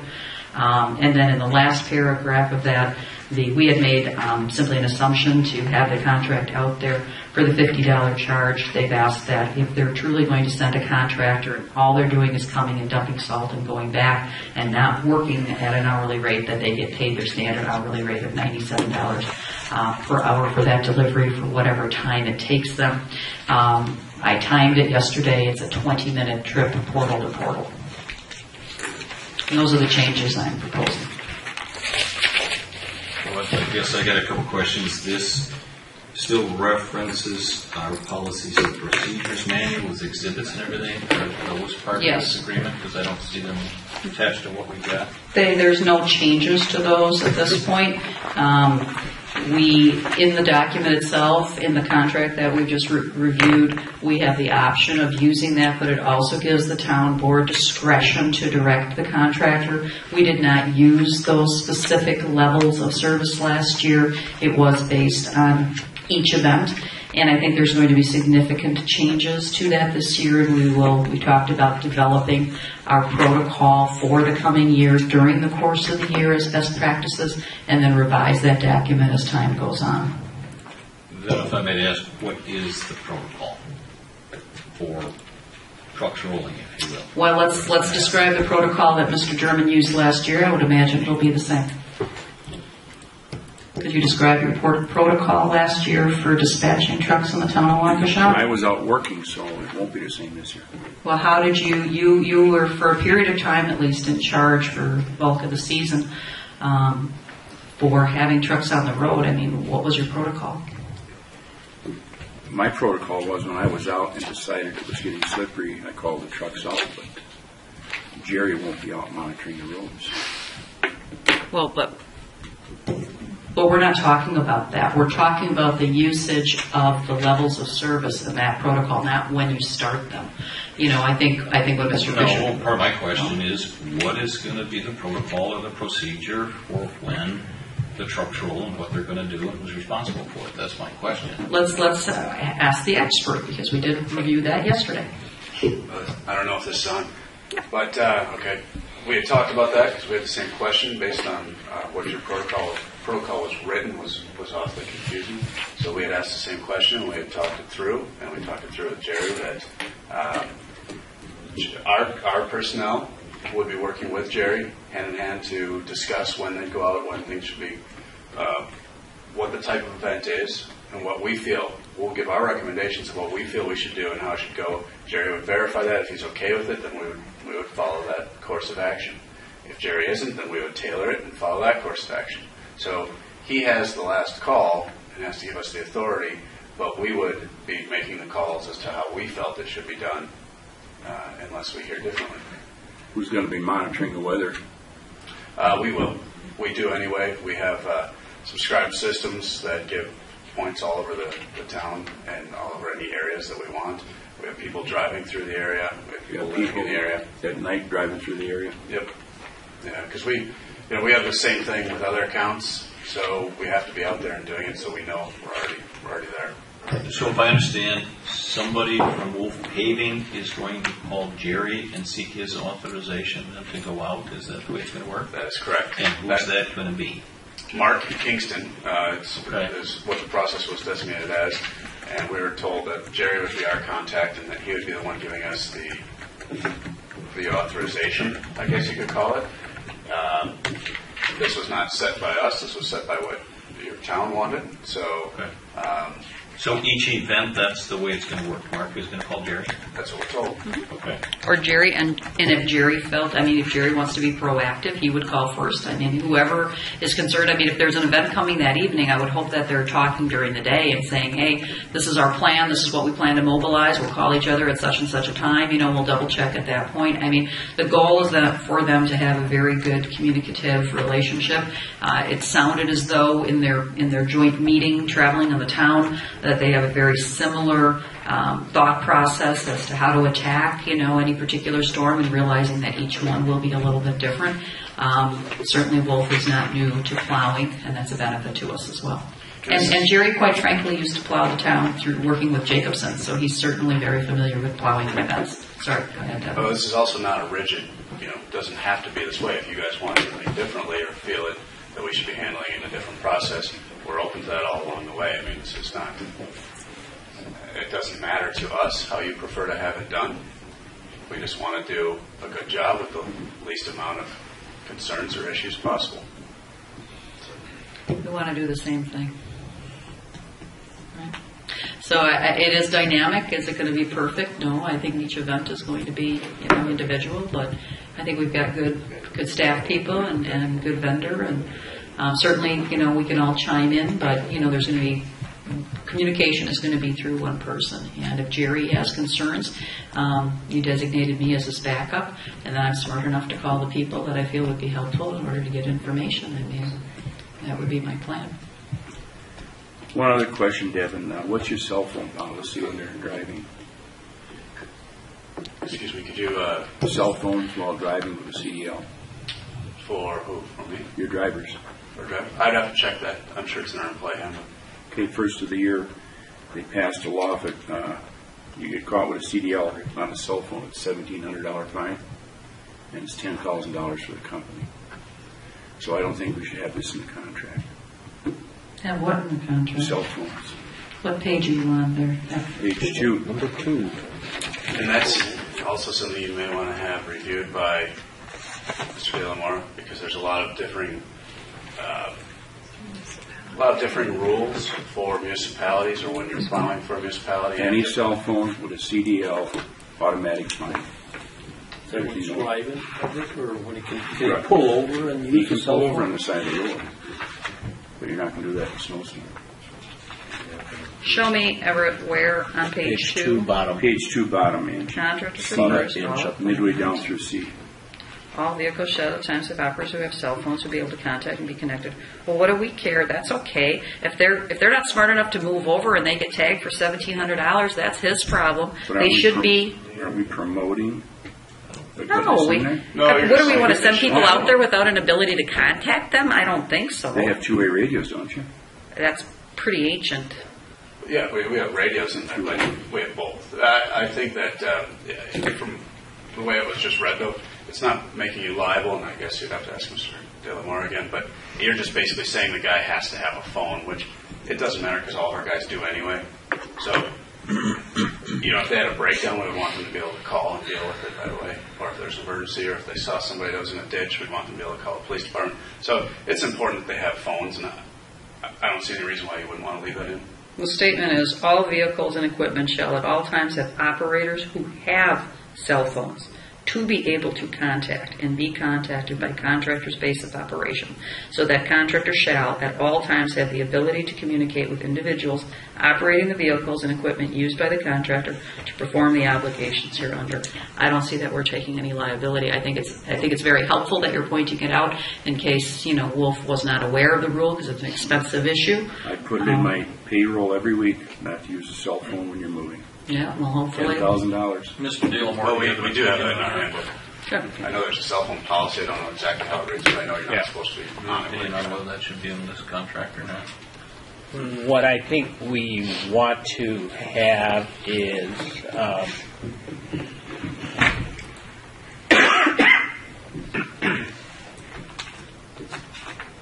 delete the words cell phone. And just say the ability to be able to contact. Yeah.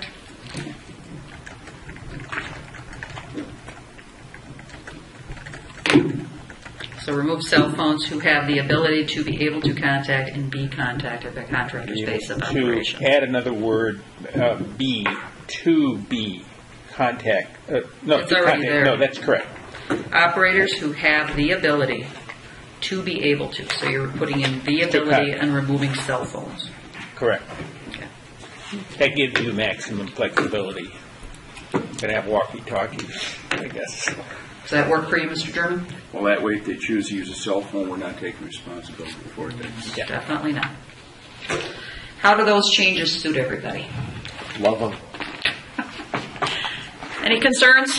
Otherwise, those would be the changes that would be proposed as part of the. We have a first and a second on the floor. One over here. Are folks further discussion, or are we prepared to vote?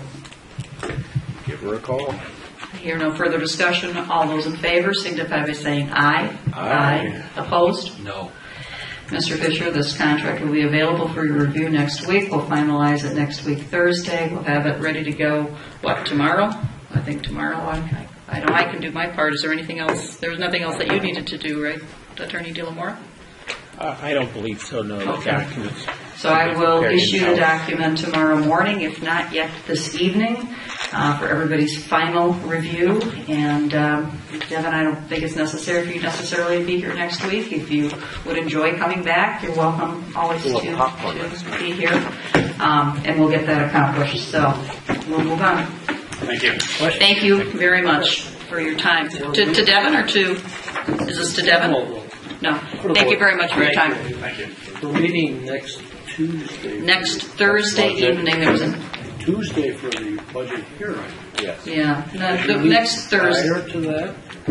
We're already going to meet next Thursday evening at the 15th. So you're thinking just to get it done 2 days earlier? 2 days earlier. I tell you what, if I look at my long-term radar and it's going to snow next week, I'm going to be taking you up on your suggestion, okay? If it's going to be 50 all week, then we'll probably wait till Thursday. But you're right, we are going to be together that day. All right. So now we're going to the chief. Hey, Chief. Somebody wake him up. Okay.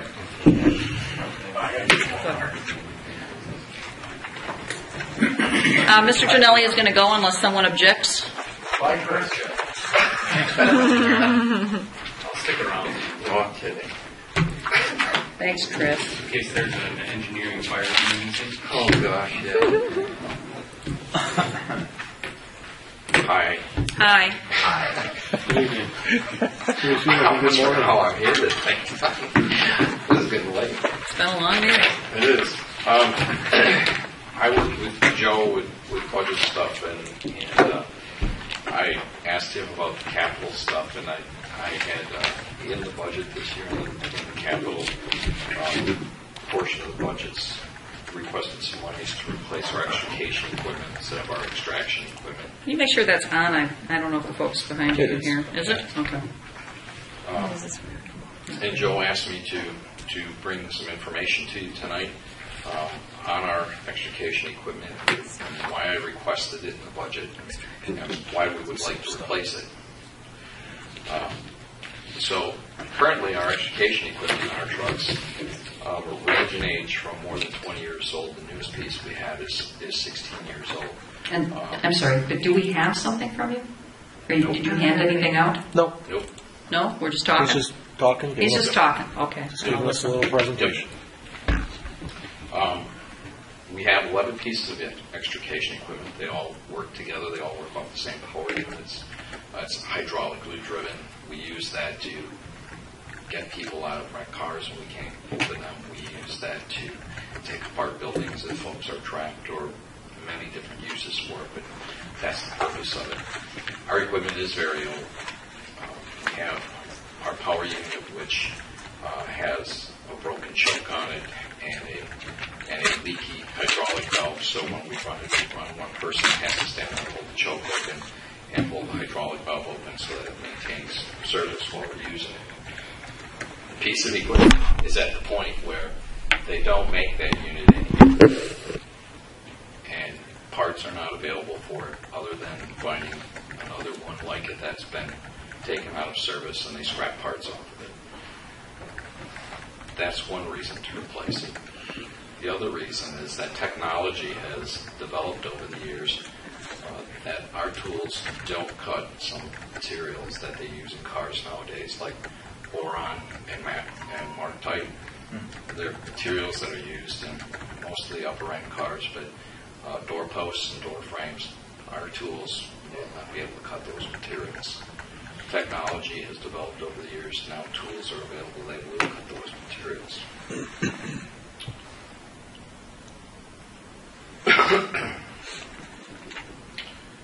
We do have 11 pieces of equipment. I propose to replace all 11 pieces of equipment. The whole thought process in putting the program together was to leave them when we replace our rescue truck. That's where we carry the equipment.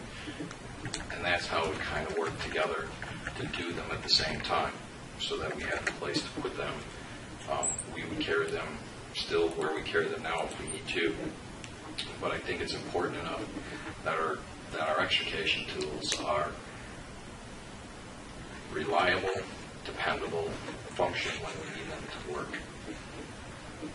At the current time, they work. We make them work. But I don't think it's the most dependable and reliable way to do it. I am proposing, we went to, there are two vendors that make, actually there's three vendors that make extrication equipment that we would consider. Two of them are by far superior. One of them really stands out because they have developed a high pressure system as opposed to a low pressure system. Right now we use a low pressure system. The method of cutting is that it has a two-phase operation. The first phase is slow and methodical, actually compresses and squeezes the material, and then it hits a higher pressure or second phase and it actually snaps the material off. The newer high pressure system has a different philosophy for cutting. It moves quickly at first and penetrates the material and then slices it off. It's a little bit quicker and cleaner. It does operate at higher pressures. We operate now at 5,000 pounds of pressure as opposed to a newer system which would be operating at about 10,500 pounds of pressure. It's about double. I presented in the budget number. I went back to the manufacturers, asked for better numbers, more up-to-date numbers, or more, not up-to-date, but more precise numbers. And actually, the budget number was pretty close. They gave me a new number. I actually got it today. It's going to be around $29,915. The fire department last night reiterated that they would contribute $5,000 of pancake breakfast money, so that actually brings it down to about $25,000 instead of $26,000 they originally asked for. I would propose that we replace our equipment with TNT products. Currently we use Hearst products. The TNT products have several advantages. Number one, they're made locally. They're made in Ashland, Wisconsin, very close. They carry a lifetime warranty on all the parts, all the cutting tools and spreaders that are made in Ashland. All the rest of the parts, like the Honda motors and such, just carry manufacturer's warranties. The other reason is that everybody around us is using TNT. We're kind of like the island by ourselves. Our tools are not compatible with our neighbors, so we do mutual aid and such. We can't interchange because ours are the odd duck out. But Quantico, North Prairie, Wales, City of Waukesha, Town of Vernon, New Bernal all use TNT. It would be better for us to be compatible with them. So what I'm asking is for a potential motion, or I should say budget amendment motion next week in the budget to please include our extrication equipment back in the 2013 budget so we could replace the extrication equipment, get us up to speed. Go ahead. Ask a question, Dan. Sure. If you get to a scene, the equipment you have, and somebody else is working theirs, and it breaks down, you can't hook yours in to their pump per se to do? No, they're operating. If they're using TNT equipment now, like if we go to Vernon, they use TNT equipment, theirs breaks down, ours cannot hook into it. We have Earth's low pressure system, they have TNT high pressure system, they're not compatible. So you're the white elephant. Correct. On this new equipment, the cutting shears or the jaws, are they replaceable? Yep, they are. Yeah. And with TNT, those parts are warranted, they're free. They warranty them as long as you're not taking them to a shop and attempting to break them on purpose. Cutting kryptonite or something. And if they break during regular operations, they're warranted. They replace them at no cost. At Hearst, we replaced the cutting blade on Hearst equipment. Probably about a year and a half ago, we broke one. I think it was $1,200 for a set of blades.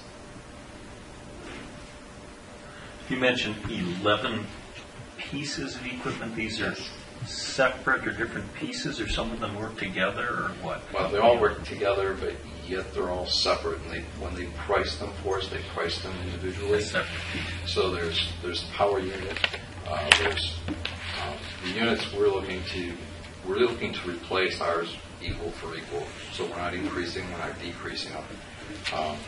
There's the power unit. We have what's called a commie tool. It's a little bit smaller cutter spreader. We have 2 rams. We have large jaws and cutters, a pair of each. There's an extension that goes on the ram, so if you need longer reach, you can extend them out.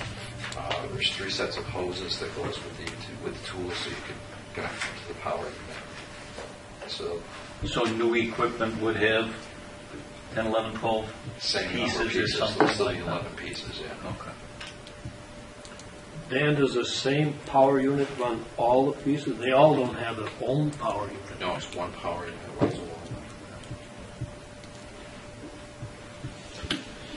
In working with Dan, one of my recommendations to the board would be obviously that we authorize the purchase, the funding of the purchase, We had set aside money last year for some park equipment, which was $10,000.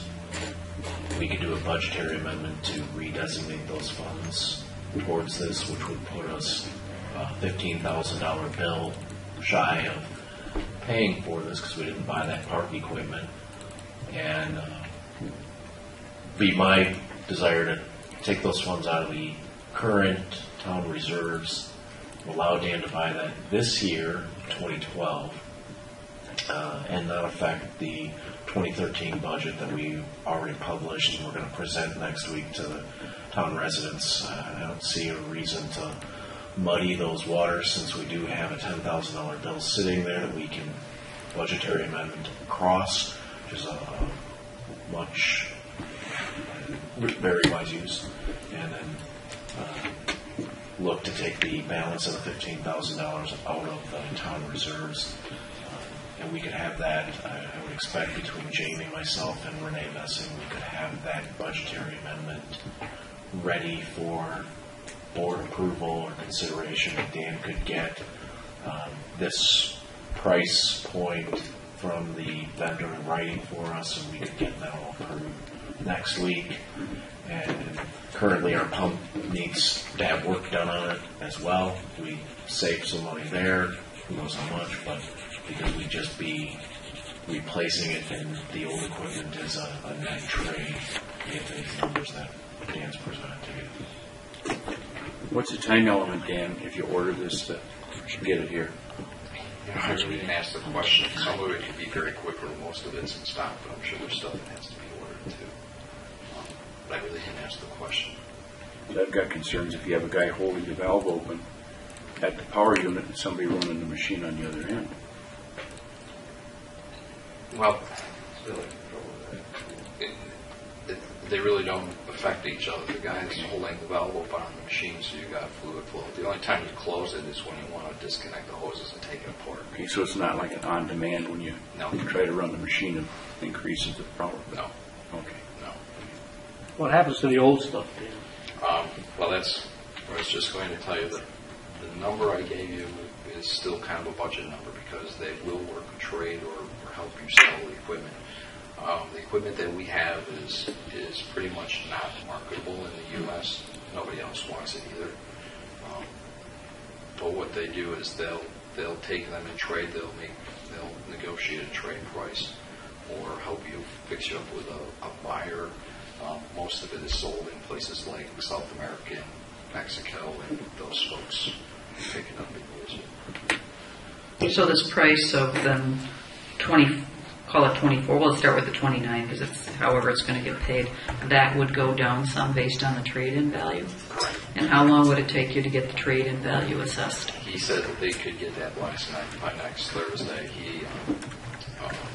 They would come out and do an evaluation of the equipment, and they haven't even looked at our equipment. And so they come and take a look at our equipment, and then we can negotiate a trade-in price.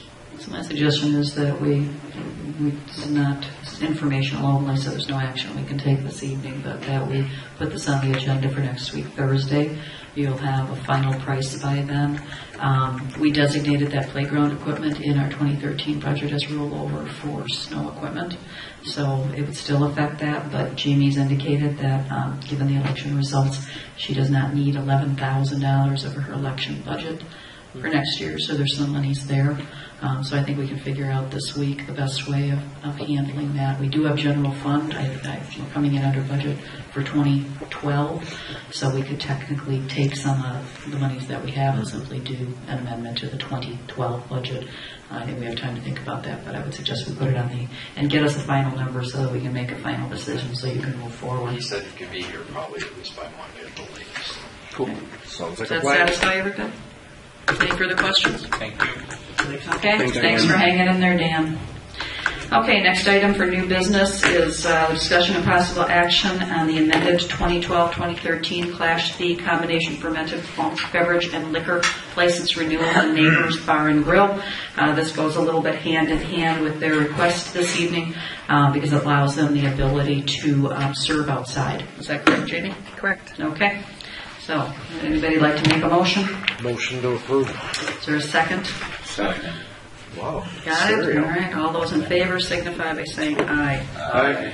All right. We have taken care of the sign permit with Mr. Bellman, so we move on to the operator's license. Can we take these together, Jamie? Yes, or you may. All right. So we have both Amanda Locke from RJ's Pub and Grill and Linda Johnson for Merrill Hills Country Club. It's the pleasure of the board. Motion to approve. I got it. After. Is there a second? I'll second. Discussion, Mike? Yes, on the first person. Amanda? Yes, it's really a long rap sheet, if you will. This is a question for our legal counsel. Well, let's be careful. We have lots of information. I wouldn't call it a rap sheet. Okay, right? That's okay. Let's call it... Lots of information. Lots of information. Okay. And let me ask our attorney, have these things ever been denied in the past in any of the municipalities that you work in? Yes. Okay. But it depends what it is, and my understanding is the issues have to be related to their ability to do their job and have that license. And if it's not a direct issue, then you don't really have... Just because somebody chooses to live their life a certain way, it really has no bearing on this. Is that correct? That's the clarification I needed. Yes, that is correct. It has to be substantially related to the responsibilities and duties that are being licensed. Thank you. All right, we have a motion and a second. Any further discussion? All those in favor signify by saying aye. Aye. Aye. Opposed? All right, we'll move to road repair quotes. We have quotes in front of us from 2 different people. I thought we were going to get 3 different people. 2 different people, is that correct? I have 2. Okay. There's only one for road repair engine. I was not able to get any more. In the original bidding, we sent out there was 3 contractors.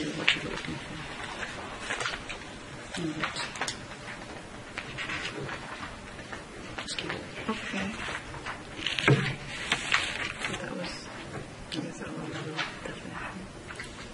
The inverts, this is actual road repair. Okay. It was part of the bid process. Nobody bid. Well, I have to say I'm uncomfortable going forward without bids. I mean, one bid is not bids. Okay, no problem. But that's my opinion. I'll have to go out there with the Public Works and do some patching and take us through the winter season. Well, and wouldn't that be okay anyway? And then we can really assess a bigger section maybe, because aren't there some other areas there that after the winter might need some work?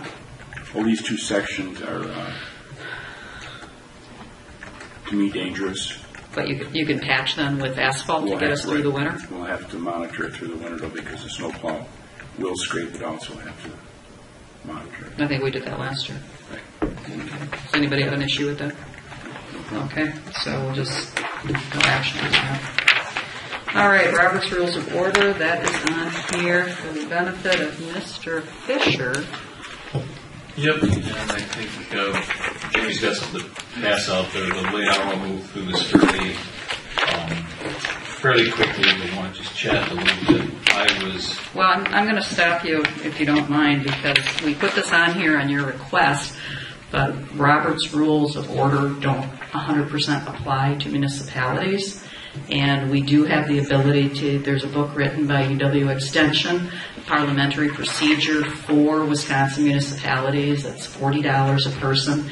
My suggestion is that we purchase those books for each of you and that you review them. And if you feel as though the process that we're currently taking in the town of Waukesha is not appropriate at that point, that, we educate ourselves appropriately. But I hate to go through and do Robert's Rules of Order when Robert's Rules of Order do not apply formally in this setting. So this is my agenda item, and I'm not allowed to speak? You certainly are allowed to speak, but you are going to educate us, and my concern is is that not your question was you wanted to educate us on Robert's Rules of Order? Is that correct? I mean, that's what I understood last meeting.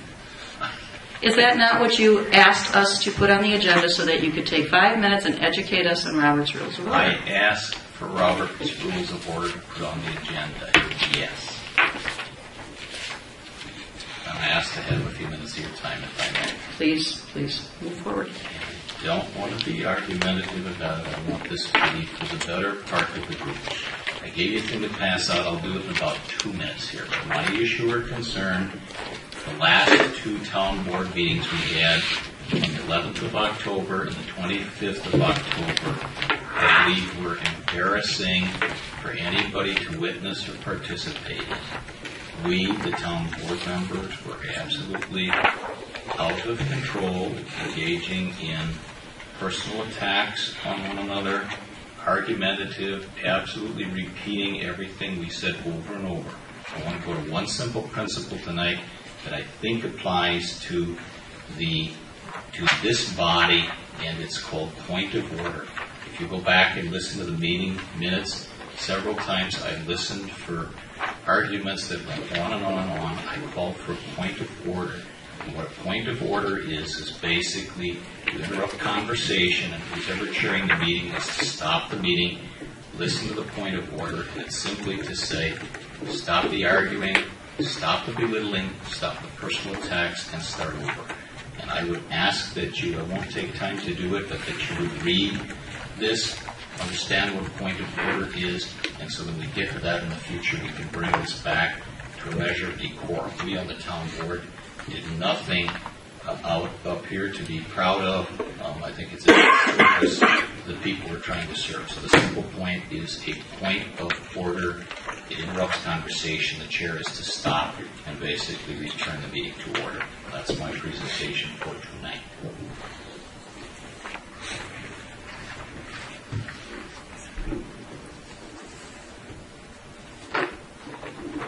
What are you pointing out to me here, Mr.?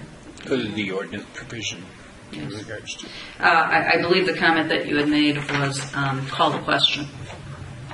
It was also part of your No, request. it was point of order. And point of order, if you read it, it's an interruptible thing. It's to bring the meeting back to order. Who's ever chairing the meeting, stops the bickering, stops the arguing, stops the demeaning, stops the belittling, and we restore order and proceed on. Well, and I respect that, and I fully support it, and I guess it's truly a subjective measure.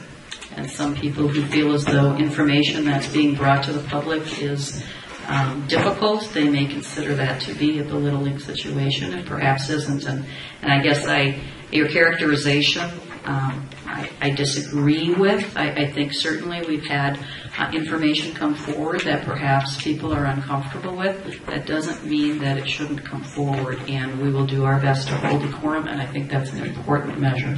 Well, I guess I will disagree with you on that. The purpose of this body and this body convened is to have spirited, robust discussions. We can have differences of opinion.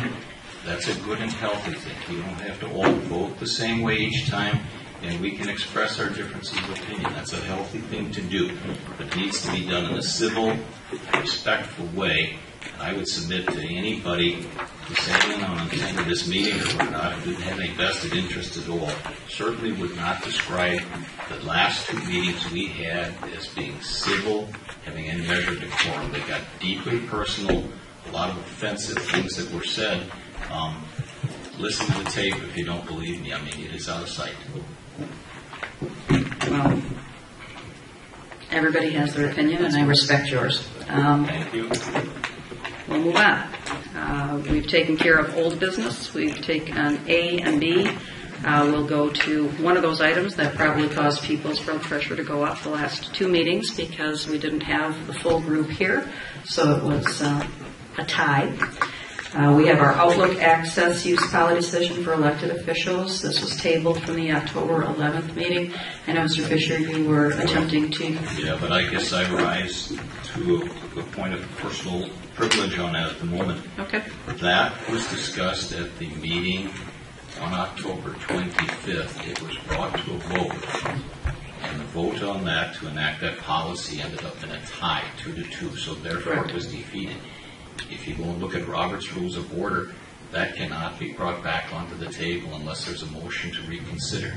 And the motion to reconsider has to be brought forward by one of the 2 people who basically were not in favor. Otherwise, you cannot even discuss that tonight. Is that correct, Mr. DeLamore? Absolutely. Well, you can't stop the process in government because it's a 2-2 because one person is missing. That doesn't make a whole lot of sense to me. No, read Robert's Rules of Order. You are not entitled to a mulligan or do-over just because you didn't like the results. It wasn't a matter that we didn't like the results. There wasn't a full group here. Mr. Please let me finish. Mr.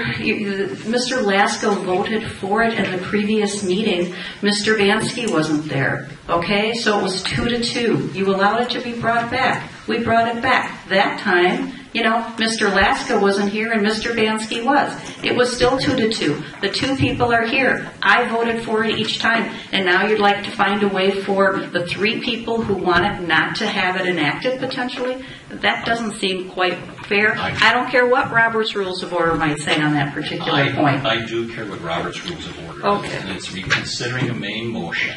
A vote was taken on both of those. There were a quorum of people present here. They were 2-2 votes. You cannot, and I'll pass it down the table to you, you cannot bring that back unless somebody votes to reconsider it. And I think this body has to follow Robert's Rules of Order. It's very clear.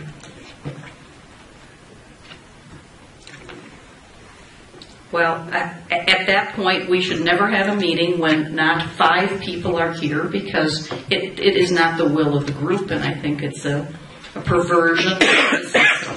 Because both Mr. Laska and Mr. Bansky, both in separate meetings, voted for it, as did I. That's 3-2. So for you now, and in 2 separate meetings, for you now to bring this up just to try to force your point home on something that you, by the way, wanted it tabled, okay, and we tabled it for your benefit. I understand you're now utilizing the program, correct? That's irrelevant. Irrelevant. Okay, Mr. It's irrelevant. But are you not parliamentarian? You cannot. The whole purpose of it is because you cannot keep bringing things back for a vote if you don't like the results. It's fundamental Robert's Rules of Order. Go buy the $40 book and read it, please. This is government. I understand. Mr. DeLamore, do you have a definitive answer that allows government to move forward if people are missing because they have significant issues? Yes. Thank you. Robert's Rule provides for suspension of the rules by a majority vote. And so in this particular situation, I believe that apply to that. Well, your rules apply. And I don't hold myself out as a universal expert.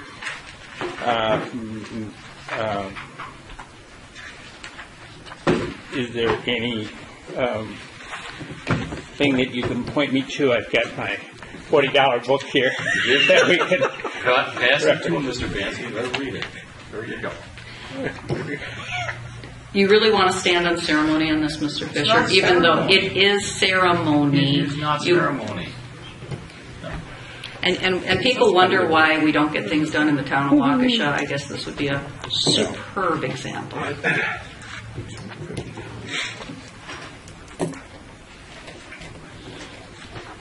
Effectively, 3 of 5 people in 2 meetings have voted for this particular issue. It's just they weren't at the same meeting. It's unfortunate that we had Mr. Bansky gone and Mr. Laska gone, but the fact is both of those gentlemen voted for this. That does indicate what their will is. Does that not play into this at all for you, Mr. Fisher? I suggest again you read Robert's Rules of Order. I just heard Mr. You should have not then brought it up to a vote if you wanted to wait till everybody was here.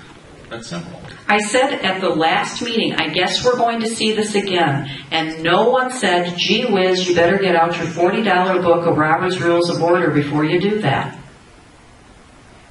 Right? Right. So if that was the case at the time, I would have preferred that it come up rather than have another discussion with all of us. Seems kind of silly. I mean, the fact is, who's got an objection to this? The 2 of you, I guess, because otherwise we wouldn't be making such a to-do about this. Anything else, Mr. DeLamore? Yes, I quote from Robert's Rules.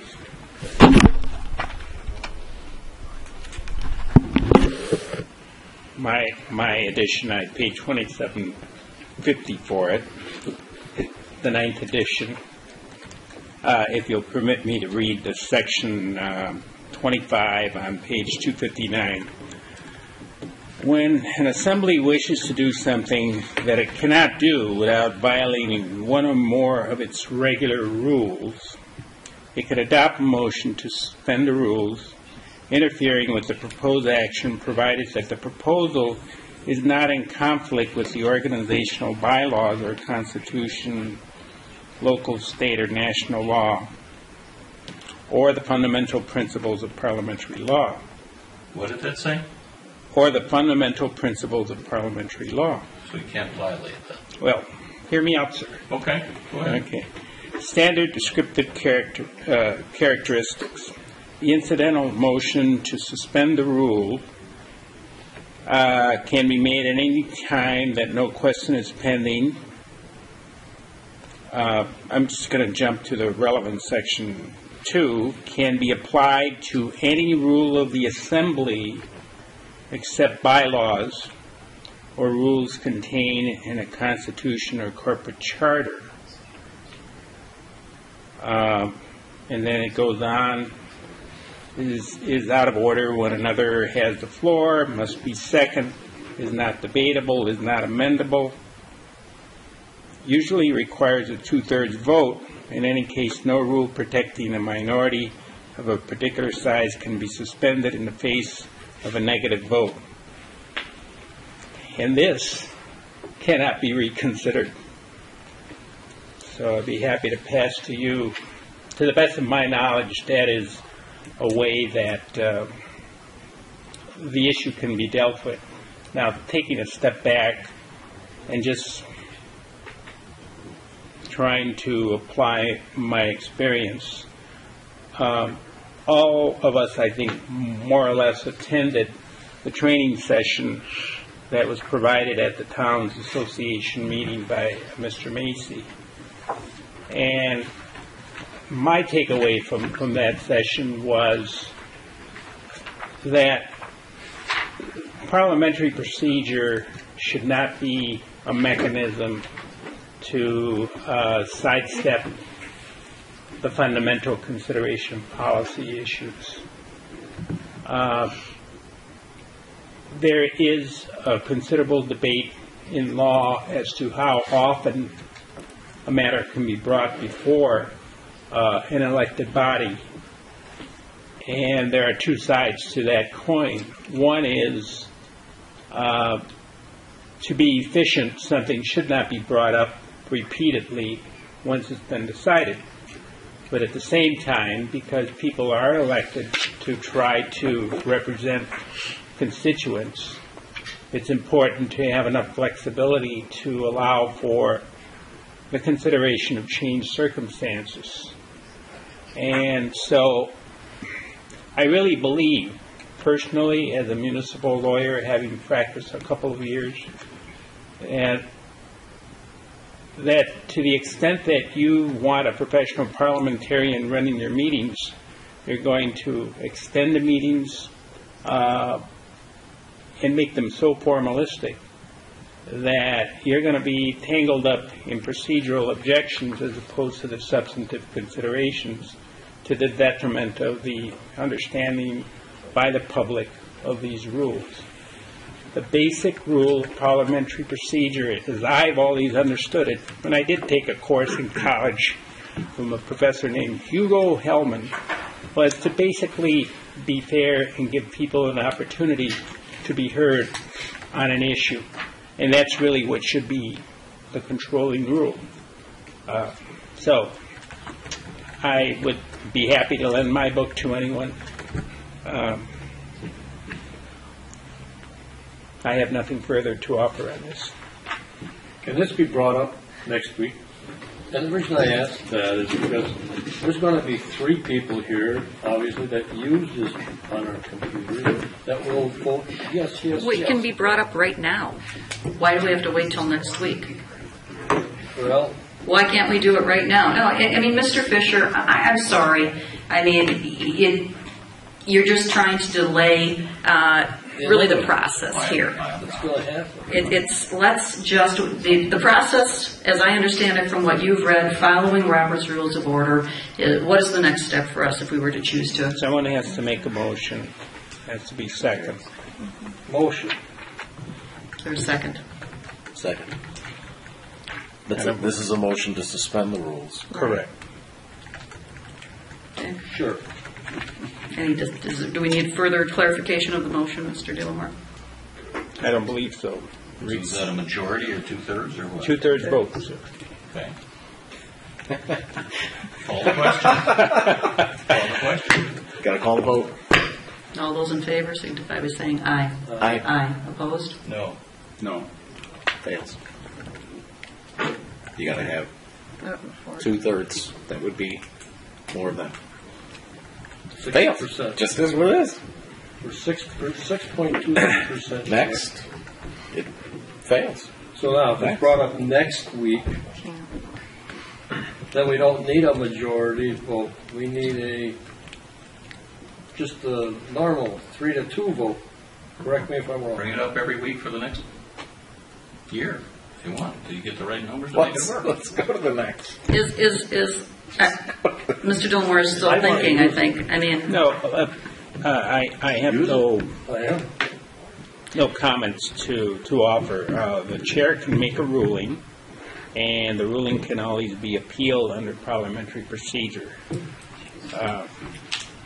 But again, I would point out to you that it's 10:32 in the evening. Are we putting this on the agenda for next week? Next. Are we putting this on the agenda for next week? I don't think you can talk about that Okay. part. Go to the next. Well, there's no point in going to the next unless people are planning on... We just got to keep going to the next. Direct deposit policy decision is here. And it would be my opinion that all employees should use direct deposit. We already have it for the employees. All the elected officials do it other than one. And it has been my suggestion that all employees, all 50 employees, use direct deposit to simplify things in our office so that we don't have to have a separate system for one person. I believe Maureen... It's the same issue because we voted to do on that. So it's the same thing. I mean, my suggestion, even if we could move on, drop it. I'll talk to Everett, and maybe we can even get him to do what you want to do, okay? But you can't go any further with this tonight unless you want to go through the same thing. Mr. Bansky has just asked me to move on to the next item. I have followed those instructions. Okay. I didn't want to skip it. I tried to get approval to do that. I didn't get that approval. I got the approval to move to the next item. Okay. Supervisor reports. Please take one and move on. This will be put on the meeting for next week. I am bringing up a referral and concern. That referral and concern relates to a letter I received from Attorney Paul Booker to me dated October 25th with a CC to Everett German, who I believe is his client. Is that correct, Mr. German? Correct. It lists the violation of the 2-hour meeting and some emails that you feel aren't appropriate. And so I provided the information to the entire group, and I intend to have this for discussion at our meeting next week on the agenda, because I'd like to understand what it is that is of issue so that it can be clarified, corrected, and we can move on, hopefully without a large cost to the town of Waukesha. One of the items requested here is 6 months of emails from me. We've had the IT staff identify, we've clarified through council, your council, that generated means both sent and received emails by the town chair for 6 months. The IT staff has indicated that that is through about 4 hours of work already at their cost to us.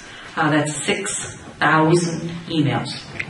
Those 6,000 emails will need to be reviewed by council, because a lot of my communication does go through council and will probably need to be redacted, and they will need to look at those emails If they take 2 minutes per email, that could be a $30,000 bill. I think that's a heck of a lot of money, Mr. Everett. If you have a concern or question, I'd love to figure it out, hear what it is. We'll do whatever is necessary. It's an open records request. It needs to be honored. But I'm concerned. I'm concerned that this is how something like this is presented without discussion. And I guess that's what this is for. We'll talk about it further next week, but you all have the information I have. Should I have my counsel with me next week for the discussion? It's your call, Mr. German. It's been your call. It is your call. I mean, I'm just trying to do my job here to the best of my ability. And I continue to do so. Well, please share with me what you'd like me to do differently. Find that I'm in error, and I'd be happy to correct it. But I don't wish to cost the town, this kind of money if there's a way to avoid it. And I guess I'm holding out an olive branch to you to say, if there is a way for us to settle our differences, whatever your concerns are with me, let's talk about it next week. Let's bring it forward. Let's bring it out in front of everybody to hear whatever it is, and let's get it settled, because we can't continue to go on like this. And it's going to cost the town more money if we need to get our attorney involved you're threatening a lawsuit here. That's going to cost the town more money. I'm very concerned about it, and I'd like to figure out a way to solve it without attorneys, I guess. I was very concerned too. That's why it came out. And this is out of my pocket. It's going to be out of the town's pocket, though, on the other side of it, and we need to consider that, too. So it's brought up just for under this item. It'll be on next week's agenda, and we'll go from there. Yeah. And whatever you choose to do, and if you'd like to talk about it in the meantime, certainly I'll talk to Attorney DeLamora. Based on the way this is placed on the agenda, that it's a referral and concern discussion only, can I ask you some questions, or do I have to do that after this? Yeah. They're basic questions. They're not deep. Well, throw the question out and you'll decide if you can answer it. That's why I attend the meetings, to try to assist you in going through the decision-making process. All right. On page 2 of the letter, it says, we may refer this matter for prosecution or bring forth a separate civil action seeking enforcement, attorney's fees, blah, blah, blah. Mm-hmm. Is this a legal notice of intent to sue? And should we be referring this, because we're looking at, I think, easily a $30,000 bill just to comply with the open records request. Joe, don't play up on the dollars here. It's $30,000. No, it's not. They're $150 an hour. What did we spend on the Freeman's open records request? It's not 6,000 emails. It's 6,000 emails at $150 an hour. I did some simple math. You get about 2 minutes to look at each email. It's $30,000 or more. So who will be looking at them? The attorney. Hector didn't look at the other ones. Sure did. His law firm did. Well, everybody's but yours. I got an email that says Jamie's going to look at them. No, that has to be redacted. I have an email that says Jamie will look at them. No, Jamie's going to look at these? No, Jamie's going to look at the ones that Freeman requested. And they went to the attorney. Correct. Every one of our email submissions was reviewed for redaction. Joe, then by if it's counsel. $30,000, I'm willing to pay that out of my pocket, okay? So don't play it out. I don't think as a taxpayer, can I get that in writing? Yes, you can. Thank you. on tape? Yes, You guys are getting the town. This is ridiculous. This is what represents me as a town citizen. You ought to all be ashamed of yourselves. No, Mr. Mayor, thank you. Yeah, I shouldn't be allowed to speak. I only pay taxes. Sir, would you mind? Thank you. Thank you. Did you have another question? Well, that was my question. Should this be referred to our insurance company to, if it's a There is no potential harm in lawsuit? referring it to the carrier to put them on notice that there may be a potential claim. And it's up to them to do with it whatever they might. I think we have an obligation to protect the taxpayers to notify the insurance company that we have a potential claim. I don't see any way around it. We know we have a large bill sitting in front of us right here just to comply with the open records request. We have a fiduciary obligation, in my opinion, to notify the insurance company tomorrow morning and take their guidance to potentially limit the damages caused by this, just the open records request. Well, Joe, I would also like an emails attached in, like per se the one you emailed me 2 weeks ago, when you take it to the insurance company, okay? So they're aware of what the issues are. If you have a policy concern like that, Mr. German, that's the kind of thing you can bring up. You can bring that here. You can ask that it be on here, and that can be in the public. If you're concerned about information that you're getting from any one of us, you bring that up here in the meetings, because to have this stuff all ruminating behind us and us not getting along, it's not working. And maybe the public is not going to understand why this is being brought forward, but it is dysfunctional, and we need to get to the bottom of it. If there is a true issue that any one of us are doing anything wrong, it needs to be out in the open, and that person needs to be held accountable. And if we're not doing anything wrong, then we got to put our sabers away and be done with it. And as Mr. Merrick has indicated, work as a team. But we can't be getting letters from lawyers about what we're doing wrong and continue to work proactively. It doesn't work. So we will discuss it next week. If you have a referral, do you have a referral you'd like to make that will be on the agenda next week? At the last meeting, you made a statement 3 times. I went from there to here. It was no big deal. I went from there to here. No big deal. 3 times. Is that not true, Mr. German? I said it was an illegal meeting. You said it was not. What was I an tried to illegal discuss meeting? There was no illegal meeting. It was properly noticed. You made sure that the newspaper wrote an article about it. Once in 2.5 years, I called a 2-hour meeting to inform the board before they were either embarrassed by the media or wondering why I had not informed you of it. I mean, I was trying to keep the public aware and keep you aware. How am I doing anything wrong in that regard? It is just a matter, we're trying to make each other crazy here. So, you need to do what you need to do. This is a process that I've brought up I'd like to discuss. If you have issues you'd like to discuss, I suggest you do the same thing. Let the public decide what's happening at the town of Waukesha. Do we have any other referrals and concerns that are going to be brought up? You're still on this? What is the process by which we instruct Jamie to notify the insurance company of this claim or potential claim? Does one of us just say, hey, Jamie? What would you suggest, Mr. Dillamore?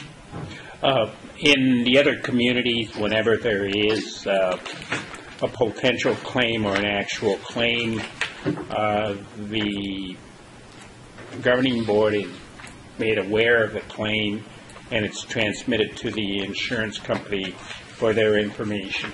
Can it be done now, or should it be done next week after it's formally on the agenda? I mean, we're aware of it. I recommend you do it next week. Okay. So we'll do it next week based on that, and we'll formalize it then. If you're inclined to do it, I'm not advocating one way or the other. Gives people an opportunity to think about it. Are there any other referrals and concerns that need to be on the agenda for next week? Okay. And we have accounts payable. We need the authorization of the payment of the bills. Motion. Second. Anybody have an amount? 28,958.07. 28,958.07. Any discussion? All those in favor signify by saying aye. Aye. Opposed? Need a motion to adjourn. So moved. Second. All those in favor signify by saying aye. Aye. Opposed? Thank you.